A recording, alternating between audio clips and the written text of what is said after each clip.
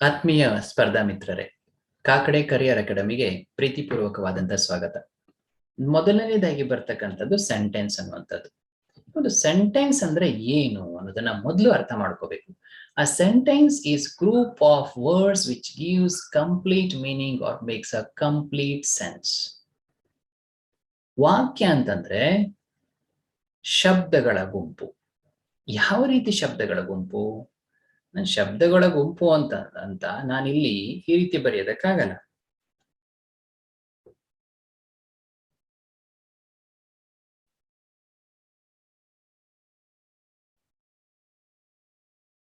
Heat an apple I ಅಂತ ಬರೀತೀನಿ.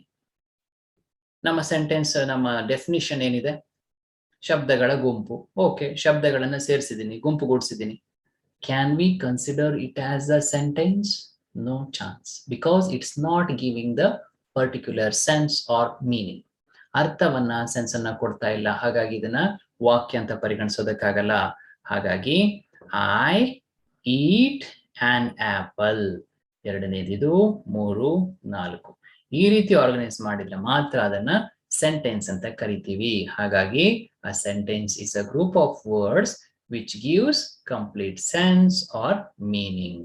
ಅಥವಾ ಇನ್ನೊಂದು ಅರ್ಥದಲ್ಲಿ ಹೇಳಬೇಕು ಅಂತಂದ್ರೆ ಈ ಸೆಂಟೆನ್ಸ್ ಅನ್ನುವಂಥದ್ದನ್ನ, the sentence is a generally defined as a word or group of words that expresses a thorough idea by giving a statement, order, or asking a question or exclaiming. Sentence ಅನ್ನುವಂಥದ್ದು ಶಬ್ದನೇ ಆಗಿರ್ಬೋದು, ಕೆಲವೊಮ್ಮೆ independent ಶಬ್ದಗಳು ಕೂಡ ಸಂಪೂರ್ಣವಾದ ಮಾಹಿತಿಯನ್ನು ಕೊಡ್ತವೆ. ಅಥವಾ ಗ್ರೂಪೇ ಆಗಿರ್ಬೋದು, ಅವು ಸಂಪೂರ್ಣವಾದಂತ ಐಡಿಯಾವನ್ನ ಕೊಡಬೇಕು. ಅವು ಸ್ಟೇಟ್ಮೆಂಟ್ ಆಗಿರ್ಬೋದು, ಆರ್ಡರ್ ಆಗಿರ್ಬೋದು, ಪ್ರಶ್ನೆಗಳಾಗಿರ್ಬೋದು, ಆಶ್ಚರ್ಯವನ್ನ ಹೊರಸೂಸುವಂತ ಸೆಂಟೆನ್ಸ್ಗಳಾಗಿರ್ಬೋದು, ಅಥವಾ ಶಬ್ದಗಳ ಗುಂಪಾಗಿರ್ಬೋದು. ಉದ್ದೇಶ ಇಷ್ಟೇ, ಅವುಗಳು ಸಂಪೂರ್ಣ ಅರ್ಥವನ್ನ ನೀಡಬೇಕು. ಅವುಗಳಿಗೆ ಅರ್ಥರಹಿತವಾಗಿರಬಾರ್ದು. ಅವುಗಳನ್ನ ಸೆಂಟೆನ್ಸ್ ಅಂತ ಕರಿತೀವಿ. ಸೆಂಟೆನ್ಸ್ಗಳ ಉದಾಹರಣೆ ನೋಡ್ಬೇಕು ಅಂತಂದ್ರೆ, ಶಿ ಓಪನ್ ದ ಡೋರ್.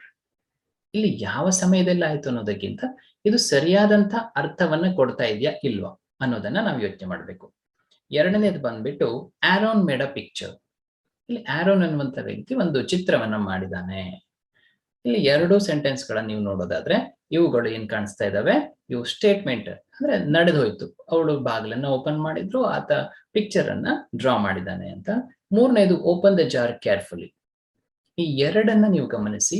ಮೂರನೆಯ ಉದಾಹರಣೆಯೊಂದಿಗೆ ನೀವೇನಾದರೂ ಕಂಪ್ಯಾರಿಸನ್ ಶುರು ಮಾಡಿದಿರಿ ಅಂತಂದ್ರೆ ನಿಮಗೆ ಸ್ವಲ್ಪ ಏನೋ ಕಸಿವಿಸಿ ಆಗತ್ತೆ. ಈ 2 ಸೆಂಟೆನ್ಸ್ಗಳು ಏನ್ ಹೇಳ್ತಾ ಇದಾವೆ? ನಡೆದು ಹೋಗಿರೋದನ್ನ, ಸ್ಟೇಟ್ಮೆಂಟ್ ಅನ್ನ, ಡಿಕ್ಲರೇಷನ್ ಅನ್ನ ತೋರಿಸ್ತಾ ಇದ್ರೆ, ಮೂರನೇದೇನು ವಿಭಿನ್ನವಾದದ್ದನ್ನ ಹೇಳ್ತಾ ಇದೆ. ಸ್ವಲ್ಪ ಹುಷಾರಾಗಿ ಆ ಜಾರನ್ನ ಓಪನ್ ಮಾಡು ಅಂತ. ಅಂದ್ರೆ ಇದರಲ್ಲಿ ಸ್ಟೇಟ್ಮೆಂಟ್ ಅಂತೂ ಅಲ್ಲ. ಏನಿದೆ ಇಲ್ಲಿ? ಆರ್ಡರ್ ಇದೆಯಾ? ಇಲ್ಲ, ಒಂದು ಸಜೆಷನ್ ಇದೆ ಇಲ್ಲಿ. ಹಾಗಾಗಿ ಇದು ಸ್ವಲ್ಪ ವಿಭಿನ್ನವಾದಂತ ಸೆಂಟೆನ್ಸ್. Read the directions. ಇಲ್ಲೂ ಕೂಡ ವಿಭಿನ್ನತೆಯನ್ನು ಕಾಣ್ತೀವಿ. ಈ ಸೆಂಟೆನ್ಸ್ಗಳಿಗೂ ಹಾಗೂ 5ನೇ ಸೆಂಟೆನ್ಸ್ಗೆ ನೀವು ಹೋಲಿಸಿದ್ದಾದ್ರೆ ಇಲ್ಲಿ ಸಂಪೂರ್ಣ ವಿಭಿನ್ನತೆಯನ್ನು ಪಡಿತೀರಿ. Did they make a good move? ಒಂದು ಕ್ವಶನ್ ಮಾರ್ಕ್ ಕೂಡ ಇದೆ. ಹಾಗಾಗಿ ಇದು ಪ್ರಶ್ನೆಯನ್ನ ಕೇಳ್ತಿರುವಂತಹ ಸೆಂಟೆನ್ಸ್ ಆಗಿದೆ. What a beautiful flower it is. ಆಶ್ಚರ್ಯ, ಹೂವೊಂದನ್ನು ನೋಡಿದ ಕ್ಷಣ ಮನಸ್ಸಿನಲ್ಲಿ ಉದ್ಗಾರ ಎದ್ದು ಬಿಡುತ್ತೆ, ವಾವ್ ಎಷ್ಟು ಚೆನ್ನಾಗಿದೆ ಅಲ್ವಾ ಅಂತ. ಹಾಗಾದ್ರೆ ಈ ಸೆಂಟೆನ್ಸ್ಗೂ 1ನೇ ಸೆಂಟೆನ್ಸ್ಗೂ ಹೊಂದಾಣಿಕೆ ಇದೆಯೇ? ಅದಂತೂ ಸಾಧ್ಯವೇ ಇಲ್ಲ. ಇಲ್ಲಿ ಕೊನೆಯ ಸೆಂಟೆನ್ಸ್ ಅನ್ನ ನೋಡಿ, ಮೇ ಗಾಡ್ ಬ್ಲೆಸ್ ಯು. ಯಾರೋ ಹಿರಿಯರಿಗೆ ನೀವು ನಮಸ್ಕರಿಸಿದಾಗ, ನಿಮ್ಮ ಗುರುಗಳಿಗೆ ನಮಸ್ಕರಿಸಿದಾಗ, ದೇವ್ರು ಒಳ್ಳೇದ್ ಮಾಡ್ಲಿ, ಚೆನ್ನಾಗಿರಪ್ಪ ಅಂತ ಹೇಳ್ತಾರೆ. ಮೇ ಗಾಡ್ ಬ್ಲೆಸ್ ಯು ಅಂತ. ಹಾಗಾಗಿ ಪ್ರತಿಯೊಂದು ವಾಕ್ಯವೂ ಕೂಡ ವಿಭಿನ್ನತೆಗಳನ್ನು ಹೊಂದ್ಕೊಂಡಿದೆ. ಇದರಿಂದ ನಮಗೆ ಗೊತ್ತಾಗೋದಿಷ್ಟೇ, ಸೆಂಟೆನ್ಸ್ ಅನ್ನುವಂಥದ್ದು ಕೇವಲ ಸ್ಟೇಟ್ಮೆಂಟ್ ಅಲ್ಲ. ಅದು ಪ್ರಶ್ನೆ ಆಗಿರ್ಬೋದು, ಆದೇಶವಾಗಿರ್ಬೋದು, ಸಜೆಷನ್ ಆಗಿರ್ಬೋದು, ಆಶೀರ್ವಾದವಾಗಿರ್ಬೋದು, ವಿಶ್ ಆಗಿರ್ಬೋದು. ಆದರೆ ಅದು ಸಂಪೂರ್ಣವಾದ ಅರ್ಥವನ್ನ ಕೊಡಬೇಕಾಗತ್ತೆ. ಈಗ ಈ ಸೆಂಟೆನ್ಸ್ಗಳಲ್ಲಿ ನಾನು ಈಗಾಗಲೇ ತೋರಿಸಿದೆ, ಡಿಫ್ರೆಂಟ್ ಆದಂಥದ್ದಿದೆ. ಅವುಗಳು ಸಂಪೂರ್ಣ ಅರ್ಥ ಕೊಡಬೇಕು ಅಂತ ಹೇಳ್ಬಿಟ್ಟಿದ್ದೀನಿ. ಹಾಗಾದ್ರೆ ಸೆಂಟೆನ್ಸ್ಗಳಲ್ಲಿ ವಿಧಗಳು ಯಾವುವು, ಹೇಗಿರತ್ತೆ ಅಂತ ನೋಡೋದಾದ್ರೆ, ಮೊದಲನೇದಾಗಿ ಡಿಕ್ಲರೇಟಿವ್ ಅಥವಾ ಅಸರ್ಟಿವ್ ಸೆಂಟೆನ್ಸ್ ಅಥವಾ ಸ್ಟೇಟ್ಮೆಂಟ್ ಅಂತ ಕರಿತೀವಿ.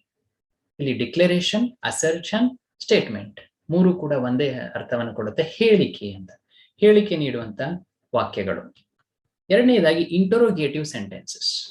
ಇಂಟರೋಗೇಷನ್ ಅಂದ್ರೆ ಪ್ರಶ್ನೆ ಮಾಡುವಂಥದ್ದು, ಪ್ರಶ್ನೆಗಳನ್ನ ಇಡುವಂಥದ್ದು ಮುಂದೆ. ಹಾಗಾಗಿ ಪ್ರಶ್ನೆಗಳನ್ನ ಕೊಡುವಂತ ವಾಕ್ಯಗಳನ್ನ ಇಂಟ್ರೋಗೇಟಿವ್ ಸೆಂಟೆನ್ಸ್ ಅಂತ ಕರಿತೀವಿ. ಮೂರನೇದಾಗಿ ಇಂಪರೇಟಿವ್ ಸೆಂಟೆನ್ಸ್. ಅದೇ ಇಲ್ಲಿ ಬಂದ್ಬಿಟ್ಟು ಎಕ್ಸ್ಕ್ಲಾಮೇಟರಿ ಸೆಂಟೆನ್ಸ್. ನಾನು ಆಗಲೇ ಹೇಳಿದೆ, wow what a beautiful flower. ಮನಸ್ಸಿನ ಅಂಗಳದಲ್ಲಿ ಮೂಡಿದಂಥ ಆಕಸ್ಮಿಕ ಭಾವನೆಗಳು ಬಾಯಿ ತಪ್ಪಿ ಹೊರಗೆ ಬಂದ್ಬಿಡುತ್ತೆ, ಅದನ್ನ ಎಕ್ಸ್ಕ್ಲಾಮೇಟರಿ ಆಪ್ಟೇಟಿವ್ ಸೆಂಟೆನ್ಸ್ಗಳು ನಾನು ಆಗಲೇ ಡಿಸ್ಕಸ್ ಮಾಡಿದೆ. ಹಾಗೆ ಇನ್ನೊಮ್ಮೆ ಎಲ್ಲ ಸೆಂಟೆನ್ಸ್ಗಳ ಕಾರ್ಯಗಳನ್ನ ನಾವು ಡಿಸ್ಕಸ್ ಮಾಡೋಣ. ಅದಕ್ಕೂ ಮುಂಚೆ ಇನ್ನೊಂದು ವಿಶೇಷತೆ ಅಂತಂದ್ರೆ ಈ ಸೆಂಟೆನ್ಸ್ ಗಳನ್ನ ನೆನಪಲ್ಲಿ ಇಟ್ಕೊಳ್ಳೋದು ಹೇಗೆ ಅಂತ. ಇದನ್ನ ನೆನಪಲ್ಲಿ ಇಟ್ಕೊಳ್ಳೋದಕ್ಕೆ ಒಂದು ತುಂಬಾ ಸುಲಭದ ಸಿಂಪಲ್ ಆದಂತ ಒಂದು ಸೂತ್ರವನ್ನ, ಫಾರ್ಮುಲಾವನ್ನ ಕಂಡುಕೋಬೇಕು. ಮೊದಲನೆಯ ವಿಭಾಗದಿಂದ 2 ಅಕ್ಷರಗಳು ಡಿ ಮತ್ತೆ ಇ ನ ತಗೋತೀನಿ. ಎರಡನೇ ವಿಭಾಗದಿಂದ 2 ಅಕ್ಷರಗಳು ಐ ಮತ್ತೆ ಎನ್. ಮೂರನೇ ವಿಭಾಗದಿಂದ ಮತ್ತೆ 2 ಅಕ್ಷರಗಳು ಐ ಮತ್ತೆ ಎಂ. ನಾಲ್ಕನೇ ವಿಭಾಗದಿಂದ ಕೇವಲ 1 ಅಕ್ಷರ. 5ನೇ ವಿಭಾಗದಿಂದ 1 ಅಕ್ಷರ. ಕೋಡ್ ವರ್ಡ್ ಅನ್ನ ನೆನಪಿಡೋದು ತುಂಬಾ ಸಿಂಪಲ್ ಆಗುತ್ತೆ, ಡೆನಿಮಿಯೋ ಅಂತ. ಈ ಒಂದು ಕೋಡ್ ವರ್ಡ್ ಅನ್ನ ನೀವೇನಾದ್ರೂ ನೆನಪಿಟ್ಕೊಂಡ್ರೆ ನಿಮಗೆ ಯಾವುದೇ ರೀತಿಯಲ್ಲಿ ಯಾವುದೇ ಸಂದರ್ಭದಲ್ಲೂ ಕೂಡ ಈ ಸೆಂಟೆನ್ಸ್ಗಳು ಯಾವ ವಿಧ ಅಥವಾ ಆ 5 ವಿಧಗಳು ಯಾವುದು ಅನ್ನೋದು ಮರೆತು ಹೋಗುವಂತ ಸಾಧ್ಯತೆಗಳೇ ಇಲ್ಲ.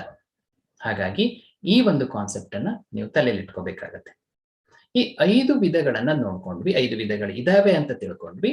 ಹಾಗಾದರೆ ಈ 5 ವಿಧಗಳಲ್ಲಿ ಒಂದೊಂದಾಗಿ ಚರ್ಚೆ ಮಾಡ್ತಾ ಹೋಗೋದಾದ್ರೆ, ಪ್ರತಿಯೊಂದು ವಿಧಗಳನ್ನು ನಾವು ಚರ್ಚೆ ಮಾಡಬೇಕು. ಹಾಗೆ ಅವುಗಳಿಗೆ ಸಂಬಂಧಪಟ್ಟಂತ ಇತರ ಕಾನ್ಸೆಪ್ಟ್ಗಳು ಕೂಡ ಅಲ್ಲಿ ಬರ್ತವೆ, ಚರ್ಚೆ ಮಾಡ್ತಾ ಹೋಗೋಣ. ಡಿಕ್ಲರೇಟಿವ್ ಸೆಂಟೆನ್ಸ್ ಅಥವಾ ಅಸರ್ಟಿವ್ ಸೆಂಟೆನ್ಸ್ ಅಥವಾ ಸ್ಟೇಟ್ಮೆಂಟ್. ಈ ಸ್ಟೇಟ್ಮೆಂಟ್ ಅಲ್ಲಿ ಏನು ಅಂತ ನೋಡೋದಾದ್ರೆ, a sentence which makes declaration, assertion or statement. ಯಾವ ವಾಕ್ಯ ಅನ್ನುವಂಥದ್ದು ಒಂದು ಹೇಳಿಕೆಯನ್ನ ಕೊಡುತ್ತೆ, ಒಂದು ಸ್ಟೇಟ್ಮೆಂಟ್ ಅನ್ನ ಮಾಡುತ್ತೆ ಅಥವಾ ಅನೌನ್ಸ್ಮೆಂಟ್ ಅನ್ನ ಮಾಡುತ್ತೆ, ಅದನ್ನೇ ನಾವು ಡಿಕ್ಲರೇಟಿವ್ ಸೆಂಟೆನ್ಸ್ ಅಂತ ಕರಿತೀವಿ. ಈ ಡಿಕ್ಲರೇಟಿವ್ ಸೆಂಟೆನ್ಸ್ ಅಲ್ಲಿ ಮತ್ತೆ ನಾವು 2 ವಿಧಗಳನ್ನ ಕಾಣ್ತೀವಿ. ಮೊದಲನೇದಾಗಿ ಅಫರ್ಮೇಟಿವ್ ಸೆಂಟೆನ್ಸ್, ಇನ್ನೊಂದು ನೆಗೆಟಿವ್ ಸೆಂಟೆನ್ಸ್ ಅಂತ. ಈ ಅಫರ್ಮೇಟಿವ್ ಸೆಂಟೆನ್ಸ್ ಮತ್ತೆ ನೆಗೆಟಿವ್ ಸೆಂಟೆನ್ಸ್ ಇವುಗಳ ನಡುವೆ ಏನು ವಿಭಿನ್ನತೆ ಇದೆ, ಏನು ವ್ಯತ್ಯಾಸಗಳಿದೆ ಅಂತ ನೋಡೋದಾದ್ರೆ, ಅಫರ್ಮೇಟಿವ್ ಸೆಂಟೆನ್ಸ್ ಅನ್ನುವಂಥದ್ದು ಯಾವಾಗಲೂ ಕೂಡ ಪಾಸಿಟಿವ್ ಆದಂಥದ್ದು, ನಕಾರಾತ್ಮಕ ಅಲ್ಲ, ಸಕಾರಾತ್ಮಕವಾದಂಥದ್ದು, ಸಕಾರಾತ್ಮಕವಾದ ಹೇಳಿಕೆಗಳನ್ನ ಕೊಡುತ್ತೆ. ಈ ನೆಗೆಟಿವ್ ಸೆಂಟೆನ್ಸ್ ಅನ್ನುವಂಥದ್ದು ಯಾವಾಗಲೂ ಕೂಡ ನಕಾರಾತ್ಮಕವಾದಂಥ ಹೇಳಿಕೆಯನ್ನು ಕೊಡುತ್ತೆ. ಮೊದಲನೇದಾಗಿ ಅಫರ್ಮೇಟಿವ್ ಸೆಂಟೆನ್ಸ್ ನ ನೋಡ್ಬೇಕು ಅಂತಂದ್ರೆ, the man hunted the tiger. ಮನುಷ್ಯ ಹುಲಿಯನ್ನ ಬೇಟೆಯಾಡ್ದ ಅಂತ ಅರ್ಥ ಕೊಡುತ್ತೆ. ಎರಡನೇದು ಬಂದ್ಬಿಟ್ಟು the sun rises in the east. ಸೂರ್ಯನು ಪೂರ್ವದಲ್ಲಿ ಉದಯಿಸ್ತಾನೆ ಅಂತ ಅರ್ಥ ಕೊಡುತ್ತೆ. Ashoka was a great king. Ashoka ತುಂಬಾ ಉನ್ನತವಾದಂತ ರಾಜನಾಗಿದ್ದ. ಈ ಎಲ್ಲವೂ ಕೂಡ ಪಾಸಿಟಿವ್ ಆಗಿ ಹೇಳ್ತಾ ಇದ್ದಾರೆ. ನಾವು ಹೇಳ್ತೀವಲ್ವ, ಹೇಗಾಯ್ತು ಎಕ್ಸಾಮ್ ಅಂತ ಕೇಳಿದ್ರೆ, ಎಕ್ಸಾಮ್ ಇಂದ ಹಾಲ್ ಇಂದ ಹೊರಗೆ ಬಂದ ತಕ್ಷಣ ಏನಂತೀವಿ? ಅನೇಕರು ಹೇಳ್ತೀವಿ ಚೆನ್ನಾಗಾಗಿಲ್ಲ ಬಿಡು ಅಂತ. ಯಾಕೆ ಅಂತಂದ್ರೆ ಅವನು ಅದನ್ನ ಹೊಟ್ಟೆ ಕಿಚ್ಚಿಗೆ ತಗೊಂಡ್ರೆ ಅಂತ. ಬಟ್ ಪಾಸಿಟಿವ್ ಆದಂತ ಥಾಟ್ ಗಳನ್ನ ಬೆಳೆಸ್ಕೋಬೇಕು. ಬೆಳಗ್ಗೆ ಎದ್ದ ತಕ್ಷಣ ಈ ದಿನ ಹೊಸ ದಿನ, ಹೊಸತನಗಳನ್ನು ಕಲಿತೀನಿ, ಹೊಸದನ್ನೇನನ್ನು ಸಾಧಿಸ್ತೀನಿ ಅನ್ನುವಂತ ಯೋಚನೆ ಬಂದ್ರೆ ನೀವು ಪಾಸಿಟಿವ್ ಅಂತ ಅರ್ಥ. ಅದ್ಬಿಟ್ಟು ಅಯ್ಯೋ ಮತ್ತೆ ಬೆಳಗಾಯ್ತಲ್ವಾ, ಮತ್ತೆ ಆಫೀಸಿಗೆ ಹೋಗ್ಬೇಕು, ಮತ್ತದೇ ಕೆಲಸ ಅಂದ್ಕೊಡ್ಲೇನೆ ಮತ್ತದೇ ನೆನಪಾಗ್ಬಿಡುತ್ತೆ, ಮತ್ತದೇ ಬೇಸರ, ಅದೇ ಸಂಜೆ, ಅದೇ ಏಕಾಂತ ಅನ್ನೋ ಸಾಂಗು. ನಮ್ಮ ಬದುಕು ಕೂಡ ಹಾಗೆ ಆಗ್ಬಿಡುತ್ತೆ.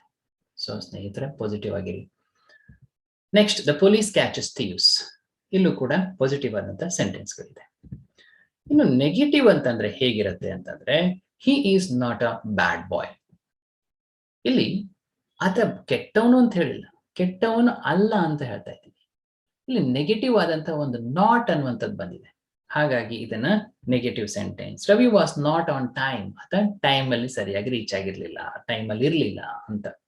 ಅದೇ ರೀತಿಯಲ್ಲಿ ಇಲ್ಲಿ ಏನಾಗುತ್ತೆ, Arvind did not attend the party. Arvind ಆ ಪಾರ್ಟಿಯನ್ನ ಅಟೆಂಡ್ ಮಾಡಿಲ್ಲ. Ronit is not a poor boy. Ronit ಒಬ್ಬ ಬಡ ಹುಡುಗ ಅಲ್ಲ ಅಂತ. ಸೊ ಎಲ್ಲಾ ಸೆಂಟೆನ್ಸ್ ಗಳನ್ನ ನೀವು ನೋಡೋದಾದ್ರೆ ನಿಮಗೆ ಸ್ನೇಹಿತರೆ ಒಂದು ಸಿಂಪಲ್ ಆದಂತ ಸೂಚನೆ ಅಥವಾ ಸಿಂಪಲ್ ಆದಂತ ಒಂದು ಹಿಂಟ್ ಏನಿದೆ ಅಂತಂದ್ರೆ, ಈ ಎಲ್ಲ ಸೆಂಟೆನ್ಸ್ ಗಳಲ್ಲಿ ನಾಟ್ ಇದೆ. ಇದ್ರ ಜೊತೆಯಲ್ಲಿ 5ನೇದಾಗಿ ಇನ್ನೊಂದು ಉದಾಹರಣೆ ಕೊಡಬೇಕು ಅಂದ್ರೆ, ಐ ನೆವರ್ ಸಾ ಹಿಮ್. ಇಲ್ಲಿ ನೆವರ್ ಅನ್ನುವಂಥದ್ದು ಏನ್ ಮಾಡ್ತಾ ಇದೆ, ನೆಗೆಟಿವ್ ಅರ್ಥವನ್ನ ಕೊಡ್ತಾ ಇದೆ. ಹಾಗಾಗಿ ಸ್ನೇಹಿತರೆ, ಯಾವಾಗ ನಾಟ್ ಮತ್ತೆ ನೆವರ್ ಅನ್ನುವಂಥದ್ದು ಈ ವಾಕ್ಯಗಳಲ್ಲಿ ಸೇರಿದೆ, ನೀವು ಧೈರ್ಯವಾಗಿ ಕಾನ್ಫಿಡೆಂಟ್ ಆಗಿ ಹೇಳ್ಬೋದು, ಇಟ್ಸ್ ಅ ನೆಗೆಟಿವ್ ಸ್ಟೇಟ್ಮೆಂಟ್ ಅಥವಾ ನೆಗೆಟಿವ್ ಫಾರ್ಮ್ ಅಲ್ಲಿರೋ ಡಿಕ್ಲರೇಷನ್ ಅಂತ. ಸೊ ಈ ರೀತಿಯಲ್ಲಿ ನೀವು ಈ ಒಂದು ಡಿಕ್ಲರೇಟಿವ್ ಸೆಂಟೆನ್ಸ್ ನ ವಿಧಗಳನ್ನ ಫೈಂಡ್ ಔಟ್ ಮಾಡಬಹುದು. ಇದು ನಮ್ಮ ವಾಕ್ಯಗಳ ವಿಧಗಳಲ್ಲಿ ಬರ್ತಕ್ಕಂಥ ಮೊದಲನೆಯ ಉಪವಿಧ ಅಥವಾ ಮೊದಲನೆಯ ವಿಧ ಡಿಕ್ಲರೇಟಿವ್, ಅಸರ್ಟಿವ್ ಅಥವಾ ಸ್ಟೇಟ್ಮೆಂಟ್ ಗೆ ಸಂಬಂಧಪಟ್ಟಂತ ಮಾಹಿತಿಯಾಗಿದೆ ಸ್ನೇಹಿತರೆ. ಜನರಲ್ ಇಂಗ್ಲಿಷ್ ನ ಕಾನ್ಸೆಪ್ಟ್ ಗಳನ್ನ ಅರ್ಥ ಮಾಡ್ಕೊತಾ ಇದ್ವಿ. ಸೆಂಟೆನ್ಸ್ ಗಳು ಅಂದ್ರೆ ಏನು ಅಂತ ಅರ್ಥ ಮಾಡ್ಕೊಂಡ್ವಿ. ಹಾಗೆ ಸೆಂಟೆನ್ಸ್ ಗಳ ವಿಧಗಳನ್ನ ನಾವು ಸಂಕ್ಷಿಪ್ತವಾಗಿ ತಿಳ್ಕೊಂಡಿದ್ವಿ. ಅದರಲ್ಲಿ ಮೊದಲನೇ ವಿಧವಾದ ಡಿಕ್ಲರೇಟಿವ್ ಸೆಂಟೆನ್ಸ್ ಹೇಗಿರುತ್ತೆ ಅನ್ನೋದನ್ನ ನಾವು ಈಗಾಗಲೇ ಅರ್ಥ ಮಾಡ್ಕೊಂಡಿದ್ದೀವಿ. ಹಾಗಾದ್ರೆ ಸ್ನೇಹಿತರೆ, ಇವತ್ತಿನ ಒಂದು ಅವಧಿಯಲ್ಲಿ ಮೊಟ್ಟ ಮೊದಲನೇದಾಗಿ ಈ ಡಿಕ್ಲರೇಟಿವ್ ಸೆಂಟೆನ್ಸ್ ಗಳ ಮೇಲೆ ಬರ್ತಕ್ಕಂಥ ಕ್ವಶನ್ಗಳು ಹೇಗಿರಬಹುದು ಅಥವಾ ಈ ಹಿಂದೆ ಕೇಳಲಾದಂತ ಪ್ರಶ್ನೆಗಳು ಯಾವ ರೀತಿ ಇದ್ವು ಅನ್ನೋದನ್ನ ನಾವು ಚರ್ಚೆ ಮಾಡೋಣ. ಯಾಕೆ ಅಂತಂದ್ರೆ ಪ್ರಶ್ನೆಗಳನ್ನ ಯಾವ ರೀತಿ ಬರ್ತವೆ ಅನ್ನೋದು ನಮಗೆ ಗೊತ್ತಾಗ್ಬಿಟ್ರೆ ನಮ್ಮ ಪೂರ್ವ ಸಿದ್ಧತೆಗೆ ಅಥವಾ ಪರೀಕ್ಷಾ ತಯಾರಿಗೆ ಬಹಳ ಅನುಕೂಲ ಆಗತ್ತೆ. ಸೊ ಈ ಡಿಕ್ಲರೇಟಿವ್ ಸೆಂಟೆನ್ಸ್ ಅಂತ ಬಂದಾಗ ಇಲ್ಲಿ ನಮಗೆ ಈ ರೀತಿಯ ಪ್ರಶ್ನೆಗಳನ್ನ ಕೇಳಬಹುದು. ಇಲ್ಲಿ ಮೊಟ್ಟ ಮೊದಲನೇ ಪ್ರಶ್ನೆ ಬಂದ್ಬಿಟ್ಟು, yes, she is listening to music ಅನ್ನುವಂತ ಒಂದು ಹೇಳಿಕೆ ಇದೆ, ಇಲ್ಲಿ ಒಂದು ಸ್ಟೇಟ್ಮೆಂಟ್ ಇದೆ. So this is an example for, ಇಲ್ಲಿ 4 ಆಪ್ಷನ್ಗಳನ್ನ ಕೊಟ್ಟಿದ್ದಾರೆ. So she is listening to music ಅನ್ನುವಂತ ಒಂದು ಹೇಳಿಕೆ ಅನ್ನುವಂಥದ್ದು ಈ ಕೆಳಗಿನ ಯಾವ ವಿಧದ ಸೆಂಟೆನ್ಸ್ ಗಳಿಗೆ ಒಂದು ಉದಾಹರಣೆಯಾಗಿದೆ ಅಂತ ನಾವು ನೋಡ್ಬೇಕಿದೆ. ಹಾಗಾದ್ರೆ ಇಲ್ಲಿ ಮೊದಲನೇ ಆಪ್ಷನ್ ಬಂದ್ಬಿಟ್ಟು ನೆಗೆಟಿವ್ ಸೆಂಟೆನ್ಸ್ ಅಂತ ಇದೆ. ನೆಗೆಟಿವ್ ಸೆಂಟೆನ್ಸ್ ಅಂತ ಅಂದ್ರೆ ನಾನು ಹಿಂದಿನ ತರಗತಿಯಲ್ಲಿ ನಿಮ್ ಜೊತೆ ಶೇರ್ ಮಾಡ್ಕೊಂಡಿದ್ದೆ, ಯಾವಲ್ಲಿ ನಮಗೆ ನಾಟ್ ಅಥವಾ ನೆವರ್ ಬಂದಿರ್ತವೆ ಅವುಗಳನ್ನ ನಾವು ಈಸಿಯಾಗಿ ತುಂಬಾ ಸುಲಭವಾಗಿ ನೆಗೆಟಿವ್ ಸೆಂಟೆನ್ಸ್ ಅಂತ ಕನ್ಸಿಡರ್ ಮಾಡ್ಕೋಬಹುದು. ತುಂಬಾ ಸುಲಭ ಇದೆ ಇಲ್ಲಿ ಅಂತ ಡಿಸ್ಕಸ್ ಮಾಡಿದ್ವಿ. ಹಾಗಾದ್ರೆ ಈ ಸೆಂಟೆನ್ಸ್ ಅಲ್ಲಿ ಆ ರೀತಿಯ ಯಾವುದೇ ಹೇಳಿಕೆಗಳಿಲ್ಲದೆ ಇರೋದ್ರಿಂದ ನೆಗೆಟಿವ್ ಸೆಂಟೆನ್ಸ್ ಆಗೋದಕ್ಕೆ ಇದು ಸಾಧ್ಯವೇ ಇಲ್ಲ. ಇನ್ನು ಅಫರ್ಮೇಟಿವ್ ಸೆಂಟೆನ್ಸ್, ಡಿಕ್ಲರೇಟಿವ್ ಸೆಂಟೆನ್ಸ್ ಅಥವಾ ಅಸರ್ಟಿವ್ ಸೆಂಟೆನ್ಸ್ ನ ಎರಡನೇ ವಿಧವಾಗಿದ್ದು ಅಫರ್ಮೇಟಿವ್ ಸೆಂಟೆನ್ಸ್. ಇದು ಯಾವ ಸ್ಟೇಟ್ಮೆಂಟ್ ಫಾರ್ಮಲ್ ಆಗಿದೆ ಅಥವಾ ಪಾಸಿಟಿವ್ ಆಗಿದೆ ಅನ್ನೋದನ್ನ ತಿಳಿಸುವಂತದ್ದೇ ಅಫರ್ಮೇಟಿವ್ ಸೆಂಟೆನ್ಸ್ ಆಗಿರುತ್ತೆ. ಹಾಗಾದ್ರೆ ಈ ಆಪ್ಷನ್ ಅನ್ನ ನಾವು ಚೆಕ್ ಮಾಡೋದಾದ್ರೆ ಇಲ್ಲಿರುವಂತಹ ಸ್ಟೇಟ್ಮೆಂಟ್ ಏನಿದೆ ಇದು ಪಾಸಿಟಿವ್ ಆಗಿ ಇರುವಂತದ್ದು. ಆದ್ರೂ ಕೂಡ ಈ ಒಂದು ಆಪ್ಷನ್ ಅನ್ನ ಹಾಗೆ ಹೋಲ್ಡ್ ಅಲ್ಲಿ ಇಟ್ಕೊಂಡು ನಾವು ಮುಂದಿನ ಒಂದು ಆಪ್ಷನ್ ಅನ್ನು ಚೆಕ್ ಮಾಡೋಣ. ಇಲ್ಲಿ ಸ್ಟೇಟ್ಮೆಂಟ್ ಅಂತ ಇದೆ ನೋಡಿ. ಇಲ್ಲಿ ಅಫರ್ಮೇಟಿವ್ ಸೆಂಟೆನ್ಸ್ ಮತ್ತೆ ಸ್ಟೇಟ್ಮೆಂಟ್ ಗಳ ನಡುವೆ ಒಂದು ಹೊಂದಾಣಿಕೆ ಇದೆ, ಒಂದು ಕಾನ್ಫ್ಲಿಕ್ಟ್ ಕೂಡ ಇದೆ ಇಲ್ಲಿ. ಈಗ ಸ್ಟೇಟ್ಮೆಂಟ್ ಅಂದ್ರೂ ಕೂಡ ಒಂದು, ಅಫರ್ಮೇಟಿವ್ ಸೆಂಟೆನ್ಸ್ ಅಂದ್ರೂ ಕೂಡ ಒಂದು. ಸ್ಟೇಟ್ಮೆಂಟ್ ಅಂದ್ರೆ ಡಿಕ್ಲರೇಟಿವ್ ಸೆಂಟೆನ್ಸ್ ಅಂತ. ಡಿಕ್ಲರೇಟಿವ್ ಸೆಂಟೆನ್ಸ್ ನ ಅಥವಾ ಸ್ಟೇಟ್ಮೆಂಟ್ ನ ಒಂದು ವಿಭಾಗ ಅಫರ್ಮೇಟಿವ್ ಸೆಂಟೆನ್ಸ್. ಅಫರ್ಮೇಟಿವ್ ಸೆಂಟೆನ್ಸ್ ಹಾಗೂ ನೆಗೆಟಿವ್ ಸೆಂಟೆನ್ಸ್ ಎರಡೂ ಸೇರಿ ಸ್ಟೇಟ್ಮೆಂಟ್ ಆಗತ್ತೆ. ಇಲ್ಲಿ ಅದನ್ನ ಡಿವೈಡ್ ಮಾಡಿ ಕೊಟ್ಟಿದ್ದಾರೆ, ಅಫರ್ಮೇಟಿವ್ ಸೆಂಟೆನ್ಸ್ ಬೇರೆ, ಸ್ಟೇಟ್ಮೆಂಟ್ ಬೇರೆ ಅಂತ. ಹಾಗಾಗಿ ಇದನ್ನು ಕೂಡ ಹಾಗೆ ಹೋಲ್ಡ್ ಅಲ್ಲಿ ಇಟ್ಕೊಳ್ಳೋಣ. ಇನ್ನು ಕೊನೆಯ ಆಪ್ಷನ್ ಬಂದ್ಬಿಟ್ಟು ಇಂಟರೋಗೇಟಿವ್ ಸೆಂಟೆನ್ಸ್. ಇಂಟರೋಗೇಟಿವ್ ಸೆಂಟೆನ್ಸ್ ಅನ್ನ ನಾವು ಪ್ರಶ್ನೆಗಳನ್ನ ಕೇಳೋದಕ್ಕೆ ಬಳಸ್ತೀವಿ. ಹಾಗಾದ್ರೆ ಇಲ್ಲಿರೋ ಸ್ಟೇಟ್ಮೆಂಟ್ ಪ್ರಶ್ನೆ ಅಂತೂ ಅಲ್ವೇ ಅಲ್ಲ. ಸೊ ಈ ಆಪ್ಷನ್ ಕೂಡ ನಮಗೆ ಆಗೋದಿಲ್ಲ. ಸೊ ಈ ಎರಡು ಆಪ್ಷನ್ ಗಳನ್ನ ತೆಗೆದು ಹಾಕಿದಾಗ ನಮ್ಗೆ ಉಳಿದಿರೋದು ಬಿ ಮತ್ತೆ ಸಿ ಆಪ್ಷನ್ಗಳು. ನಾನು ಈಗಾಗಲೇ ಹೇಳಿದಾಗೆ ಈ ಎರಡು ಆಪ್ಷನ್ಗಳು ಕೂಡ ನೀವು ನೇರವಾಗಿ ನೋಡಿದ್ರೆ ಅಥವಾ ಸೂಕ್ಷ್ಮವಾಗಿ ಗಮನಿಸದೇ ಇದ್ರೆ ಸರಿಯಾಗಿ ಕಾಣಿಸುತ್ತೆ. ಯಾಕಂದ್ರೆ she is listening to music ಇದು ಸ್ಟೇಟ್ಮೆಂಟ್ ಕೂಡ ಹೌದು, ಅಫರ್ಮೇಟಿವ್ ಸೆಂಟೆನ್ಸ್ ಕೂಡ ಹೌದು. ಹೀಗಿದ್ದಾಗ ನಮ್ಮ ಆಯ್ಕೆ ಯಾವ್ದಾಗ್ಬೇಕು? ಎರಡು ಸರಿಯಾದ ಉತ್ತರಗಳೇ ಇದೆ ಇಲ್ಲಿ. ಇಲ್ಲಿ ಅಫರ್ಮೇಟಿವ್ ಸೆಂಟೆನ್ಸ್ ಅನ್ನೋದು ಸ್ಟೇಟ್ಮೆಂಟ್ ನ ಉಪವಿಭಾಗ. ಹಾಗಾಗಿ ಇದು ಪಾಸಿಟಿವ್ ಆಗಿರುವಂತಹ ಸ್ಟೇಟ್ಮೆಂಟ್ ಗಳನ್ನ ಕೇಳುತ್ತೆ. ಈಗ ಸ್ಟೇಟ್ಮೆಂಟ್ ಅನ್ನೋದು ನೆಗೆಟಿವ್ ಆಗಿಯೂ ಇರಬಹುದು, ಅಫರ್ಮೇಟಿವ್ ಆಗಿಯೂ ಇರಬಹುದು. ಆದ್ರೆ ಇಲ್ಲಿರುವಂತಹ ಸ್ಟೇಟ್ಮೆಂಟ್ ಅನ್ನೋದು ಅಫರ್ಮೇಟಿವ್ ಆಗಿರೋದ್ರಿಂದ ಇಲ್ಲಿ ನಾವು ಆಪ್ಷನ್ ಬಿ ಯನ್ನ ಸರಿಯಾದ ಉತ್ತರ ಅಂತ ಆಯ್ಕೆ ಮಾಡ್ತೀವಿ. ಇನ್ನು ಎರಡನೇ ಪ್ರಶ್ನೆ ಬಂದ್ಬಿಟ್ಟು ಚೂಸ್ ದ ನೆಗೆಟಿವ್ ಸ್ಟೇಟ್ಮೆಂಟ್. ಇಲ್ಲಿರುವಂತಹ ಸ್ಟೇಟ್ಮೆಂಟ್ ಗಳಿದಾವೆ, 4 ಸ್ಟೇಟ್ಮೆಂಟ್ ಗಳಿದೆ. ಇದರಲ್ಲಿ ನೆಗೆಟಿವ್ ಆಗಿರುವಂತಹ ಸ್ಟೇಟ್ಮೆಂಟ್ ಯಾವುದು ಅನ್ನೋದನ್ನ ನೀವು ಆಯ್ಕೆ ಮಾಡ್ಬೇಕಾಗತ್ತೆ. ಇಲ್ಲಿ ನೆಗೆಟಿವ್ ಆಗಿರೋದು ಅಂದಾಕ್ಷಣ ನಾನು ಈಗಾಗಲೇ ನಿಮಗೆ ಹಿಂಟ್ ಅನ್ನ ಕೊಟ್ಬಿಟ್ಟಿದ್ದೀನಿ. ಏನಂದ್ರೆ ನಾಟ್ ಮತ್ತೆ ನೆವರ್ ಸೇರಿರ್ತವೆ, ಅದು ಆಗ್ತಾ ಇಲ್ಲ, ಆ ಆಕ್ಷನ್ ನಡೆದಿಲ್ಲ, ಅದು ನಡೀತಾ ಇಲ್ಲ ಅಂತ ಹೇಳುವಂತ ಸೆಂಟೆನ್ಸ್ ಏನಿದೆ ಅದು ನೆಗೆಟಿವ್ ಸೆಂಟೆನ್ಸ್ ಆಗಿರುತ್ತೆ. ಹಾಗಾಗಿ ಶಿ ಈಸ್ ಅನ್ ಆಕ್ಟ್ರೆಸ್, ಇಲ್ಲಿ ಯಾವುದೇ ರೀತಿಯಲ್ಲಿ ಇಲ್ಲ ಅನ್ನುವಂಥ ಶಬ್ದ ಇಲ್ವೇ ಇಲ್ಲ. ಹಾಗಾಗಿ ಇದು ಕೂಡ ಸರಿಯಾದ ಆಪ್ಷನ್ ಆಗೋದಕ್ಕೆ ಸಾಧ್ಯವೇ ಇಲ್ಲ. He is not a bad player. ಇಲ್ಲಿ ನಾಟ್ ಅನ್ನೋದಿದೆ, ಆತ ಅಲ್ಲ ಅನ್ನುವಂಥದ್ದಿದೆ. ಈ ಆಪ್ಷನ್ ಕೂಡ ಸರಿಯಾಗುವಂತ ಸಾಧ್ಯತೆ ಇದೆ. I am afraid of snakes. So ಇದು ಕೂಡ ನೇರವಾದ ಅಫರ್ಮೇಟಿವ್ ಸೆಂಟೆನ್ಸ್ ಇದೆ, ಯಾಕೆಂದ್ರೆ ನಾಟ್ ನೆವರ್ ಇಲ್ಲೂ ಇಲ್ಲ. ಹಾಗಾಗಿ ಇದು ಕೂಡ ಆಗಲ್ಲ.